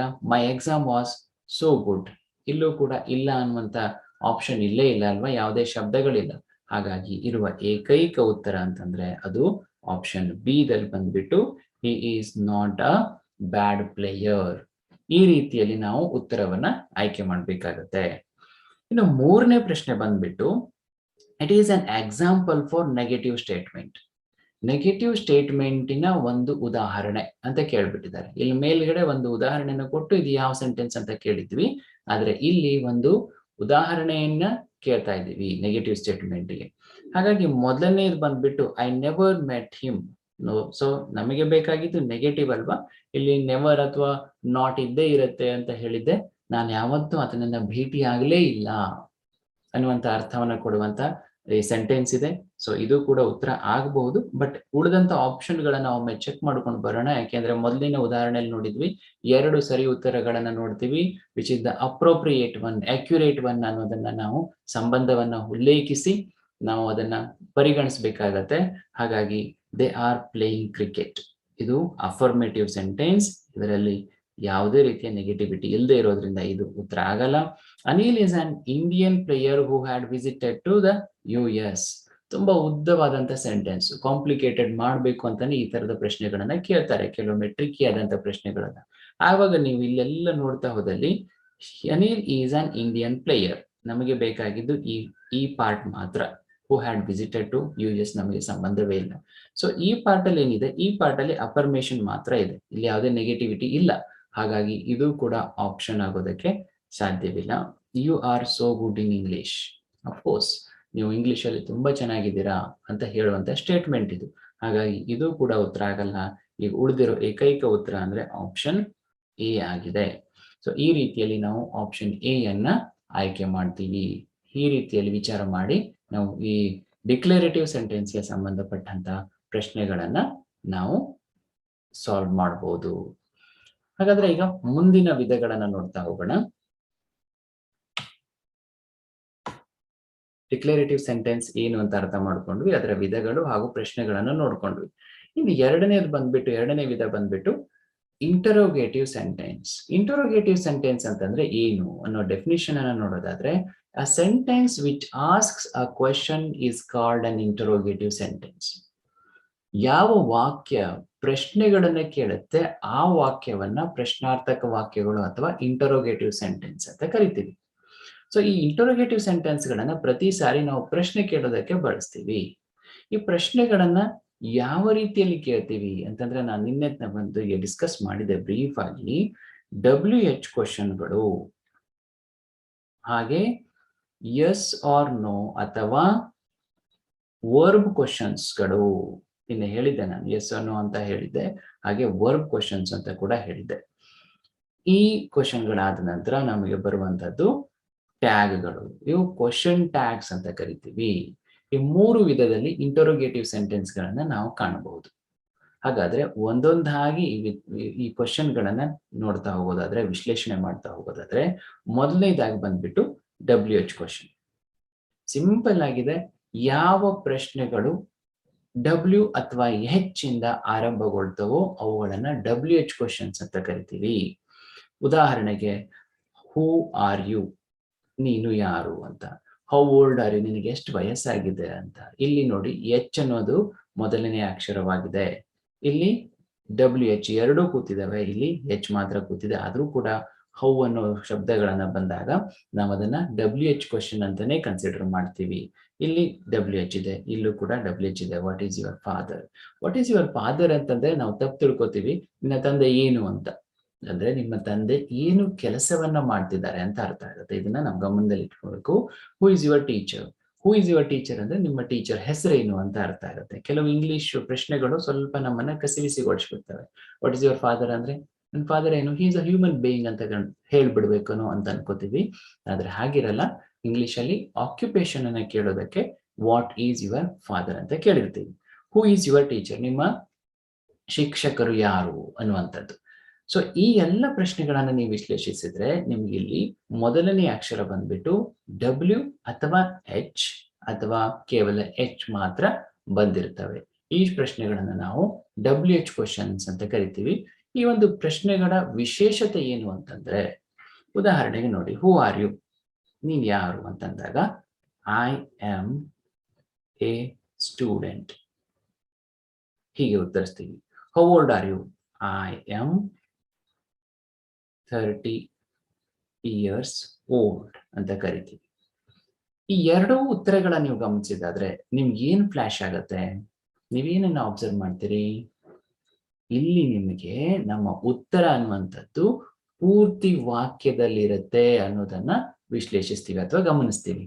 ಅಂದ್ರೆ ಏನ್ ಕ್ಲಿಯರ್ ಆಯ್ತು, WH ಕ್ವಶನ್ಗಳ ಉತ್ತರಗಳು ಯಾವಾಗೂ ಪೂರ್ತಿ ವಾಕ್ಯದಲ್ಲಿ ಅಥವಾ ತುಂಬಾ ಡಿಸ್ಕ್ರಿಪ್ಟಿವ್ ಆಗಿರುತ್ತೆ. ಒಂದು ಶಬ್ದದಲ್ಲಿ ಉತ್ತರಿಸುವಂಥದ್ದು ತುಂಬಾ ಕಡಿಮೆ ಇದೆ ಸಾಧ್ಯತೆಗಳು. ಉತ್ತರಿಸಬಹುದು ಓಲ್ಡ್ ಆರ್ ಯು ಅಂದ್ರೆ 30 years ಅಂತ ಹೇಳ್ಬೋದು, ಆದ್ರೆ ಅವು ಎಕ್ಸ್ಪೆಕ್ಟ್ ಮಾಡುವಂಥದ್ದು ಅಥವಾ ತುಂಬಾ ಫಾರ್ಮಲ್ ಆದ ವೇ ಅದಾಗಿರೋದಿಲ್ಲ. ಹಾಗಾಗಿ ಒಂದು ಹಿಂಟ್ ನಮ್ಗೆ ಏನಂತಂದ್ರೆ WH ಕ್ವಶನ್ಗಳಿಗೆ ಉತ್ತರಗಳು ಡಿಸ್ಕ್ರಿಪ್ಟಿವ್ ಆಗಿ ಅಥವಾ ಲೆಂದಿ ಆಗಿರ್ತವೆ ಅನ್ನುವಂಥದ್ದು. ಸೊ ಈ WH ಕ್ವಶನ್ಗಳ ಮೇಲೆ ಅಥವಾ ಇಂಟ್ರೋಗೇಟಿವ್ ಕ್ವಶನ್ಗಳ ಮೇಲೆ, ಇಂಟ್ರೋಗೇಟಿವ್ ಸೆಂಟೆನ್ಸ್ಗಳ ಮೇಲೆ ಯಾವ ರೀತಿ ಪ್ರಶ್ನೆಗಳು ಬರ್ತವೆ ಮುಂದೆ ನೋಡೋಣ. ಈಗ ಅದರಲ್ಲಿ ಎರಡನೇ ವಿಧವಾದಂತಹ ಎಸ್ ಆರ್ ನೋ ಕ್ವಶನ್ ಅನ್ನ ನೋಡ್ಕೊಂಡ್ ಬರೋದಾದ್ರೆ, ಇಲ್ಲಿ ಎಸ್ ಆರ್ ನೋ ಕ್ವಶನ್ ಅನ್ನ ನಾನು ಈಗಾಗಲೇ ಹೇಳಿದಾಗೆ ನಾವೇನಂತ ಕರಿತೀವಿ, ವರ್ಬ್ ಕ್ವಶನ್ಸ್ ಅಂತ ಕೂಡ ಕರಿತೀವಿ. ಯಾಕೆ ಅಂತಂದ್ರೆ ಅದನ್ನ ಹೇಳ್ತೀನಿ. ಮೊದಲನೇದಾಗಿ ಯಾಕೆ ಎಸ್ ಆರ್ ನೋ ಅಂತ ಕರಿತೀವಿ, ಇಲ್ಲಿ ನೋಡಿ, are you watching a movie ಅನ್ನುವಂಥ ಪ್ರಶ್ನೆ ಇದೆ. ನೀನು ಮೂವಿನ ವಾಚ್ ಮಾಡ್ತಿದ್ಯಾ, ಮೂವಿ ನೋಡ್ತಾ ಇದೀಯಾ ಅನ್ನುವಂಥ ಪ್ರಶ್ನೆ. ಈ ಪ್ರಶ್ನೆಗೆ ನೀವೇನಾದ್ರೂ ಉತ್ತರಿಸೋದಿದ್ರೆ ಏನ್ ಮಾಡ್ತೀರಾ, ಯಸ್ ಐ ಆಮ್. ನೀವು ಮೂವಿನ ನೋಡ್ತಾ ಇಲ್ಲ ಅಂತಂದ್ರೆ ನೋ ಅಂತ ಕರಿತೀರಿ, ಅಥವಾ ನೋ ಐ ಆಮ್ ನಾಟ್ ಅಂತ ಕರಿತೀವಿ ಅಂತ ಉತ್ತರಿಸ್ತೀವಿ. ಸೊ ಇಲ್ಲಿ ಈ ಎರಡೂ ಉತ್ತರಗಳನ್ನ ನೀವು ನೋಡೋದಾದ್ರೆ ಇಲ್ಲಿ ಎಸ್ ಅಂತ ಇದೆ, ಇಲ್ಲಿ ನೋ ಅಂತಿದೆ. ಅದೇ ರೀತಿ ಈಸ್ ಹಿ ಯುವರ್ ಬ್ರದರ್, ನೀವೇನ್ ಅನ್ಬೋದು, ಆತ ನಿಮ್ಮ ಅಣ್ಣ ಆಗಿದ್ರೆ ಎಸ್ ಅಂತ ಕರಿತೀರಿ, ಇಲ್ಲದೆ ಇದ್ರೆ ನೋ ಅಂತ ಹೇಳ್ಬಿಡ್ತೀರಿ. Is it raining there, yes it is ಅಂತ ಹೇಳ್ತೀರಿ, ಅಥವಾ no it is not or it isn't. ಇಲ್ಲಿ can you go there, yes I can or no. So ಈ ಎಲ್ಲ ಉತ್ತರಗಳನ್ನ ನೀವು ಗಮನಿಸೋದಾದ್ರೆ ಈ ಒಂದು ಪ್ರಶ್ನೆಗಳಿಗೆ, ಈ ವಿಧವಾದ ಪ್ರಶ್ನೆಗಳಿಗೆ ಉತ್ತರಗಳು ಪ್ರಾರಂಭವಾಗುವುದು ಎಸ್ ಅನ್ನುವಂಥ ಶಬ್ದ ಅಥವಾ ನೋ ಅನ್ನುವಂಥ ಶಬ್ದಗಳಿಂದ. ಹಾಗಾಗಿ ಈ ಒಂದು ಪ್ರಶ್ನೆಗೆ ನಾವು ಎಸ್ ಆರ್ ನೋ ಕ್ವಶನ್ ಅಂತ ಕರಿತೀವಿ. ಇನ್ನೊಂದು ವಿಶೇಷತೆ ಈ ಕ್ವಶನ್ ಅಂತಂದ್ರೆ ಇಲ್ಲಿ ಪ್ರತಿ ಪ್ರಶ್ನೆಗಳು ಕೂಡ ಆಕ್ಸಿಲರಿ ವರ್ಬ್ಗಳಿಂದ ಪ್ರಾರಂಭವಾಗ್ತವೆ. ಶಬ್ದಗಳು ಕ್ರಿಯಾಪದಗಳಿಂದ ಆರಂಭಗೊಳ್ತವೆ. ಇಲ್ಲಿ ಆರ್ ಇದೆ, ಇಲ್ಲಿ ಈಸ್ ಇದೆ, ಇಲ್ಲಿ ಇನ್ನೊಂದು ಈಸ್ ಇದೆ, ಹಾಗೆ ಇಲ್ಲಿ ಕ್ಯಾನ್ ಅನ್ನುವಂಥ ಮಾಡೆಲ್ ಆಕ್ಸಿಲರಿ ಇದೆ.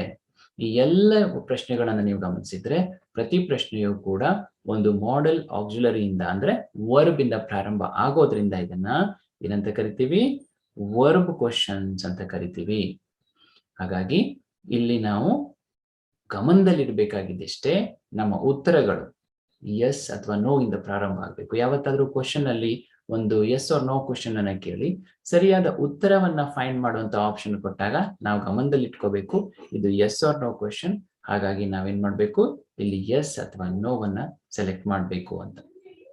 ಎರಡನೇದಾಗಿ ನಾವೇನ್ ಮಾಡ್ಕೋಬೇಕು, ಇಲ್ಲಿ ವರ್ಬ್ ಕ್ವಶನ್, ಇದು ಇಲ್ಲಿ ವರ್ಬ್ ಗಳನ್ನ ಮಾತ್ರ ಗಮನದಲ್ಲಿ ಇಟ್ಕೋಬೇಕು.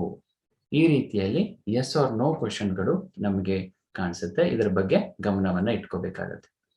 ಇನ್ನು ಮೂರನೇದಾಗಿ ನಾ ಹೇಳಿದಾಗೇನೆ ಟ್ಯಾಗ್ ಕ್ವಶನ್ಗಳು. ಅವುಗಳನ್ನ ನೋಡೋದಕ್ಕೂ ಮೊದಲು ನಾವೇನ್ ಮಾಡೋಣ, ಸ್ಯಾಂಪಲ್ ಪ್ರಶ್ನೆಗಳನ್ನ ನೋಡ್ಕೊಂಡು ಹೋಗೋಣ. ಈ ಟ್ಯಾಗ್ ಕ್ವಶನ್ಗಳು ಸ್ವಲ್ಪ ವಿಸ್ತಾರವಾಗಿ ಅಧ್ಯಯನ ಮಾಡೋದು ಚೆನ್ನಾಗಿರುತ್ತೆ, ಹಾಗಾಗಿ ಅದನ್ನ ಸಪರೇಟ್ ಆಗಿ ಅಧ್ಯಯನ ಮಾಡೋಣ. ಈಗ WH ಕ್ವಶನ್ಗಳು ಮತ್ತೆ ವರ್ಬ್ ಕ್ವಶನ್ಗಳ ಮೇಲೆ ಬಂದಂತ ಕೆಲವು ಪ್ರಶ್ನೆಗಳು ಹೇಗಿದ್ದು ಅಥವಾ ಯಾವ ರೀತಿ ಪ್ರಶ್ನೆಗಳು ಬರಬಹುದು ಅನ್ನೋದನ್ನ ವಿಚಾರಿಸೋದಾದ್ರೆ, what is the correct pattern of the following sentence ಅಂತ ಕೇಳಿದ್ರು. ಇದು ನೋಡಿ ಸ್ನೇಹಿತರೆ, ಇದು ಮುರಾರ್ಜಿ ಸ್ಕೂಲ್ ಅಪಾಯಿಂಟ್ಮೆಂಟ್ಗೆ 2017ರಲ್ಲಿ ಕೇಳಲ್ಪಟ್ಟಂತ ಪ್ರಶ್ನೆ. 2017 ಮೊರಾರ್ಜಿ ಸ್ಕೂಲ್ ಅಪಾಯಿಂಟ್ಮೆಂಟ್ ಅಲ್ಲಿ ಕೇಳಿದ್ರು ಈ ಪ್ರಶ್ನೆಯನ್ನ. ಇದು WH ಕ್ವಶನ್ಗೆ ಸಂಬಂಧಪಟ್ಟಂತದ್ದು. ಇದು correct pattern of the following sentence ಹೇಗಿದೆ ಅಂತ ಕೇಳ್ಬಿಟ್ಟಿದ್ದಾರೆ. ಇದನ್ನ ಅರ್ಥ ಮಾಡ್ಕೋಬೇಕು ಅಂತಂದ್ರೆ ನಾವು WH ಕ್ವಶನ್ಗಳ ಜೊತೆಯಲ್ಲಿ ಸೆಂಟೆನ್ಸ್ ಪ್ಯಾಟರ್ನ್ ಕೂಡ ಗಮನದಲ್ಲಿ ಇಟ್ಕೋಬೇಕು. ಇಲ್ಲಿ ನೋಡೋಣ, ಮೊದಲನೇ ಆಪ್ಷನ್ ಬಂದ್ಬಿಟ್ಟು what does happen, what did happen, what happen, what do happen. ಪ್ರತಿ ಆಪ್ಷನ್ ಅಲ್ಲೂ ಕೂಡ ಡೂ ಫಾರ್ಮ್ ನ ವರ್ಬ್ ಅನ್ನ ಆಕ್ಸಿಲರಿಯನ್ನ ಕೂಡಿಸಿದ್ದಾರೆ. ವಾಟ್ ಡಸ್ ಹ್ಯಾಪನ್, ಇಲ್ಲೊಂದು ಡಸ್ ಇದೆ, ಸೊ ಇದು ಆಪ್ಷನ್ ಆಗೋದಕ್ಕೆ ಸಾಧ್ಯ ಇಲ್ಲ.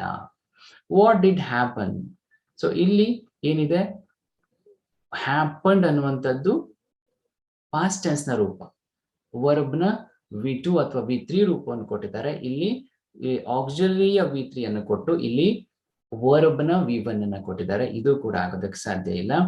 ಇಲ್ಲಿ ವಾಟ್ ಹ್ಯಾಪನ್ಡ್ ಯಾವುದೇ ರೀತಿಯ ಆಕ್ಸಿಲರಿನ ಕೊಡದೆ ನೇರವಾಗಿ ವರ್ಬ್ ನ ಮೂರನೇ ಪದವನ್ನು ಕೊಟ್ಟಿದ್ದಾರೆ. ಇಲ್ಲಿ ಏನಾಗುತ್ತೆ, V1 ಪ್ಲಸ್ ಡಿಡ್ ಅನ್ನ ಸೇರಿಸಿದ್ರೆ ಅದೇನಾಗುತ್ತೆ, V3 ಆಗುತ್ತೆ. ಇದನ್ನ ನಾವು ಮುಂದೆ ವರ್ಬ್ಗಳನ್ನ ಅಧ್ಯಯನ ಮಾಡುವಾಗ ವಿಸ್ತಾರವಾಗಿ ನೋಡ್ಕೊಳ್ಳೋಣ. ಹಾಗಾಗಿ ಇಲ್ಲಿ ಡಸ್ ಅಥವಾ ಡಿಡ್ ನ ಅವಶ್ಯಕತೆ ಇರಲ್ಲ ಹ್ಯಾಪನ್ಡ್ ಅಂತ ಕೊಟ್ಟಾಗ. ಹಾಗಾಗಿ ಈ ಉತ್ತರ ಅನ್ನೋದು ಸಹಜವಾಗಿಯೇ ಸರಿಯಾದ ಉತ್ತರವಾಗಿರುತ್ತೆ. ಮತ್ತೆ ಇಲ್ಲಿ ಡೂ ಫಾರ್ಮ್ ಕೊಟ್ಟಿರೋದ್ರಿಂದ ಇದು ಉತ್ತರ ಸರಿಯಾಗಿರಲ್ಲ. ಹಾಗಾಗಿ ಈ ಪ್ರಶ್ನೆಗೆ ಸರಿಯಾದ ಆಪ್ಷನ್ ಬಂದ್ಬಿಟ್ಟು ಆಪ್ಷನ್ ಸಿ ಆಗಿದೆ. ಇನ್ನು ಇದೇ ರೀತಿಯ ಪ್ರಶ್ನೆಯನ್ನ ಹೀಗೂ ಕೇಳ್ಬೋದು, choose the WH question for the of the following ಅಂತ. ಇಲ್ಲಿ ಕೊಟ್ಟಂತ ಶಬ್ದಗಳಲ್ಲಿ ಯಾವುದು WH ಕ್ವೆಶನ್ ಅಂತ ಕೇಳ್ಬೋದು. ನಾನೀಗಾಗಲೇ ಹೇಳಿದೆ, ತುಂಬಾ ಸಿಂಪಲ್. ಯಾವ ಪ್ರಶ್ನೆ W ಅಥವಾ H ಇಂದ ಪ್ರಾರಂಭ ಆಗತ್ತೆ ಆ ಪ್ರಶ್ನೆಯನ್ನ ನಾವು WH ಪ್ರಶ್ನೆ ಅಥವಾ WH ಕ್ವೆಶನ್ ಅಂತ ಕರಿತೀವಿ. ಹಾಗಾದ್ರೆ ಆಪ್ಷನ್ಗಳನ್ನು ಚೆಕ್ ಮಾಡೋದಾದ್ರೆ, what is your name, okay, ನಿನ್ನ ಹೆಸರೇನು ಅನ್ನುವಂತ ಪ್ರಶ್ನೆ ಇದೆ. ಇದು ಪ್ರಶ್ನೆ ಅಂತ ನೋಡೋದಕ್ಕೆ ಇಲ್ಲೊಂದು ಪ್ರಶ್ನಾರ್ಥಕ ಚಿಹ್ನೆ ಕೂಡ ಇದೆ. ಆದ್ರೂ ಈ ಒಂದು ಉತ್ತರವನ್ನ ಹೋಲ್ಡ್ ಅಲ್ಲಿ ಇಟ್ಕೊಳ್ಳೋಣ. ಮುಂದಿನ ಆಪ್ಷನ್ ಅನ್ನ ಚೆಕ್ ಮಾಡೋಣ. What a beautiful flower. ಇಲ್ಲಿ ಸ್ನೇಹಿತರೆ ನಮಗೆ ಕನ್ಫ್ಯೂಸ್ ಆಗತ್ತೆ. ಈ ಶಬ್ದ ಕೂಡ W ಮತ್ತೆ H ಇಂದ, ವಾಟ್ ಇಂದನೇ ಸ್ಟಾರ್ಟ್ ಆಗಿದೆ. ಹಾಗಾದ್ರೆ ಇದು WH ಕ್ವೆಶನ್ ಆಗೋದಕ್ಕೆ ಸಾಧ್ಯ ಇಲ್ವೇ ಅನ್ನುವಂಥದ್ದು. ಖಂಡಿತವಾಗಿಯೂ ಸಾಧ್ಯ ಇಲ್ಲ. ಇದು ಎಕ್ಸ್ಕ್ಲಮೇಟರಿ ಸೆಂಟೆನ್ಸ್. ಇದು ಕ್ವೆಶನ್ ಅಲ್ಲ, ಇಂಟ್ರೋಗೇಟಿವ್ ಸೆಂಟೆನ್ಸ್ ಅಲ್ವೇ ಅಲ್ಲ. ಇಲ್ಲಿ ಇದಕ್ಕೆ ನಿಮ್ಗೆ ಒಂದು ಕ್ಲೂ ಇದೆ. ಇಲ್ಲಿ ಕೊನೆಯಲ್ಲಿ ಎಕ್ಸ್ಕ್ಲಾಮೇಷನ್ ಮಾರ್ಕ್ ಅನ್ನ ಕೊಟ್ಬಿಟ್ಟಿದ್ದಾರೆ. ಹಾಗಾಗಿ ಇದು ಕ್ವೆಶನ್ ಅಂತೂ ಆಗೋದಕ್ಕೆ ಸಾಧ್ಯ ಇಲ್ಲ. ನಮಗೆ ಬೇಕಾಗಿದ್ದು WH ಕ್ವೆಶನ್ ಅಲ್ವಾ. ಇದು ಕ್ವೆಶನ್ ಅಲ್ಲ ಅಂದಾಗ ನಮ್ಮ ಆಪ್ಷನ್ ಹೇಗಾಗತ್ತೆ? ಇದು ಆಪ್ಷನ್ ಆಗಲ್ಲ. WH ಬಂದಿದೆ ಇಲ್ಲಿ, ಆದ್ರೆ ಇದು ಎಕ್ಸ್ಕ್ಲಾಮೇಟರಿ.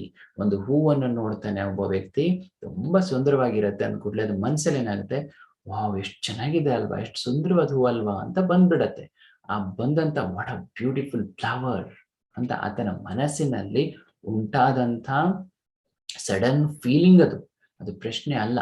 ಹಾಗಾಗಿ ಇದನ್ನ ನಾವು ಪ್ರಶ್ನೆ ಅಂತ ಕನ್ಸಿಡರ್ ಮಾಡಕ್ಕಾಗಲ್ಲ. ಇನ್ನು ಡೂ ಯು ಅಗ್ರಿ, ಪ್ರಶ್ನೆ ಅಂತೂ ಹೌದು, ಪ್ರಶ್ನಾರ್ಥಕ ಚಿಹ್ನೆ ಕೂಡ ಇದೆ, ಆದ್ರೆ ಇಲ್ಲಿ WH ಅನ್ನುವಂತ ಶಬ್ದಗಳೇ ಇಲ್ಲ.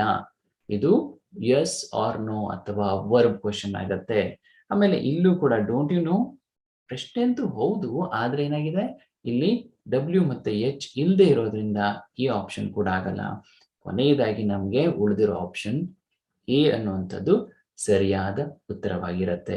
ಈ ರೀತಿಯಾಗಿ ತಮಗೆ ಪರೀಕ್ಷೆಯಲ್ಲಿ ಯಾವುದೇ ಪ್ರಶ್ನೆ ಬಂದರೂ ಕೂಡ, ಅದು ಯಾವುದೇ ವಿಷಯಕ್ಕೆ ಸಂಬಂಧಪಟ್ಟ ಪ್ರಶ್ನೆಯೇ ಆಗಿದ್ರು ಕೂಡ ನಾವೇನ್ ಮಾಡ್ಬೇಕು, ಎಲ್ಲಾ ಆಪ್ಷನ್ಗಳನ್ನ ಒಮ್ಮೆ ಸರಿಯಾಗಿ ಸಮರ್ಪಕವಾಗಿ ತುಲನೆ ಮಾಡಿ ಚೆಕ್ ಮಾಡಿ ನಂತರದಲ್ಲಿ ಆನ್ಸರ್ ಅನ್ನ ಮಾಡ್ಬೇಕು. ಅದು ತುಂಬಾ ಕ್ವಿಕ್ ಆಗಿ ಆಗ್ಬೇಕು. ತುಂಬಾ ಟೈಮ್ ಅನ್ನ ವೇಸ್ಟ್ ಮಾಡೋ ಹಾಗಿಲ್ಲ. ಇದಕ್ಕೆ ನಿಮಗೆ ಒಂದು ಸಜೆಷನ್ ನಾನು ಏನ್ ಕೊಡ್ಬೋದು ಅಂತಂದ್ರೆ, ಅತ್ಯಧಿಕ ಮ್ಯಾಕ್ಸಿಮಮ್ ಕ್ವಶನ್ ಪೇಪರ್ಗಳನ್ನ ಸಾಲ್ವ್ ಮಾಡ್ತಾ ಹೋಗ್ಬಿಡಿ. ಅದರಿಂದ ನಿಮಗೆ ಸಮಯದ ಸದ್ಬಳಕೆ ಕರಗತ ಆಗ್ಬಿಡತ್ತೆ. ಇಲ್ಲ ಅಂದ್ರೆ 4 ಆಪ್ಷನ್ಗಳನ್ನ ಈ ರೀತಿ ವಿಶ್ಲೇಷಣೆ ಮಾಡ್ತಾ ಮಾಡ್ತಾ ಮಾಡ್ತಾ ನೀವು ಏನ್ ಮಾಡ್ತೀರಿ, ನಿಮ್ಮ ಟೈಮ್ ಅನ್ನ ವೇಸ್ಟ್ ಮಾಡ್ಕೊಳ್ಳುವಂತ ಸಾಧ್ಯತೆ ಇದೆ, ಪ್ರಾಕ್ಟೀಸ್ ಇಲ್ಲ ಅಂತಂದ್ರೆ. ಅದಕ್ಕೆ ಹೇಳ್ತಾರೆ ಪ್ರಾಕ್ಟೀಸ್ ಮೇಕ್ಸ್ ಮ್ಯಾನ್ ಪರ್ಫೆಕ್ಟ್ ಅಂತ. ಸೊ ಮುಂದಿನ ಒಂದು ಕಾನ್ಸೆಪ್ಟ್ ಗಳನ್ನ ನೋಡೋದಾದ್ರೆ, ಎಸ್, ಇಂಪರೇಟಿವ್ ಸೆಂಟೆನ್ಸ್ ಬಹಳ ವಿಶೇಷವಾದಂತ ಸೆಂಟೆನ್ಸ್ ಇದು. ಈ ಇಂಪರೇಟಿವ್ ಸೆಂಟೆನ್ಸ್ ಅಂತಂದ್ರೆ ಏನು ಅಂತಂದ್ರೆ, ಯಾವ ವಾಕ್ಯ ಆದೇಶವನ್ನ, ರಿಕ್ವೆಸ್ಟ್ ಅನ್ನ ಅಥವಾ ಸಜೆಷನ್ ಗಳನ್ನ ಕೊಡುತ್ತೋ ಆ ವಾಕ್ಯಗಳನ್ನ ನಾವು ಏನ್ ಮಾಡ್ತೀವಿ, ಇಂಪರೇಟಿವ್ ಸೆಂಟೆನ್ಸ್ ಅಂತ ಕರಿತೀವಿ. ಯಾವ ವಾಕ್ಯದಲ್ಲಿ ನಮಗೆ ಆದೇಶಗಳು ಸಿಗ್ತವೆ, ನಾವು ಸ್ಕೂಲಲ್ಲಿ ಕಾಣ್ತೀವಿ, ಟೀಚರ್ ಮಕ್ಕಳಿಗೆ ಎಲ್ರಿಗೂ ಅಂದ್ರೆ ಸ್ಟೂಡೆಂಟ್ಸ್ಗೆ ಎಲ್ರಿಗೂ ಆದೇಶಗಳನ್ನ ಕೊಡ್ತಾರೆ. Keep quiet, shut your mouth ಇಂತೆಲ್ಲ ಆರ್ಡರ್ಗಳನ್ನ ಕೊಡ್ತಾರೆ. ಅದೇ ರೀತಿ ಈ ಆರ್ಡರ್ಗಳು ಯಾವ ರೀತಿ ಬರ್ತವೆ ಅಂದ್ರೆ, ಇಲ್ಲಿ ನಾವು ನೋಡ್ತೀವಿ ಶಟ್ ದ ಡೋರ್ ಅಂದ್ರೆ ಬಾಗಿಲನ್ನ ಮುಚ್ಚಿಬಿಡು ಅನ್ನುವಂತ ಆದೇಶ ಇದೆ. ಈ ಆದೇಶಗಳು ಮತ್ತು ರಿಕ್ವೆಸ್ಟ್ಗಳ ನಡುವೆ ಸ್ವಲ್ಪ ಎಕ್ಸ್ಪ್ರೆಷನ್ ಗಳನ್ನ ನಾವು ಗಮನಿಸಬೇಕಾಗತ್ತೆ. ಯಾವ ಎಕ್ಸ್ಪ್ರೆಷನ್ ಅನ್ನ ಬಳಸಿದ್ದಾರೆ ಬಹಳ ಮುಖ್ಯ ಆಗತ್ತೆ. ಶಟ್ ದ ಡೋರ್ ಅಂತ ಇದೆ. ಇಲ್ಲಿ ಈ ಒಂದು ವಾಕ್ಯವನ್ನ ನೀವು ಓದಿದ್ರೆ ನಿಮಗೆ ಇಲ್ಲಿ ಯಾವುದೇ ರೀತಿಯ ರಿಕ್ವೆಸ್ಟ್ ಅಥವಾ ಇಲ್ಲಿ ಸಲಹೆಯ ಸ್ವರೂಪ ಕಾಣಲ್ಲ. ಸಲಹೆ ಅಥವಾ ಬುದ್ಧಿ ಮಾತು ಅಂತ ಏನ್ ಹೇಳ್ತೀವಿ ಆ ರೀತಿ ಕಾಣಿಸಲ್ಲ. ಸೊ ಶಟ್ ದ ಡೋರ್, ಬಾಗಿಲನ್ನು ಮುಚ್ಚಿಬಿಡು, ಆರ್ಡರ್ ಇದೆ, ಹಾಗಾಗಿ ಇದು ಆರ್ಡರ್ ಒಳಗಡೆ ಬರುತ್ತೆ. ಇದು ಆದೇಶವಿದೆ, ಹಾಗಾಗಿ ಆರ್ಡರ್ ಒಳಗಡೆ ಬರುತ್ತೆ. ಅದನ್ನೇ ನೀವಿಲ್ಲಿ please shut the door, please shut the door ಅಂತ ಕೇಳ್ಬೋದಿತ್ತಲ್ವಾ. ಹೀಗಂದಾಗ ಏನಾಗತ್ತೆ, ಇಲ್ಲಿ ಪ್ಲೀಸ್ ಅನ್ನುವಂತ ಎಕ್ಸ್ಪ್ರೆಷನ್ ಬಂದಿದೆ. ದಯವಿಟ್ಟು, ತುಂಬಾ ವಿನಮ್ರವಾದಂತ ವಿನಂತಿ ಇದೆ, ಹಾಗಾಗಿ ಇದೇನಾಗತ್ತೆ, it is under the request. ಅದೇ ರೀತಿಯಾಗಿ you can shut the door, you can shut the door, ನೀನು ಬಾಗಿಲನ್ನ ಮುಚ್ಚಬಹುದಲ್ವಾ ಅನ್ನೋ ರೀತಿಯಲ್ಲಿದೆ.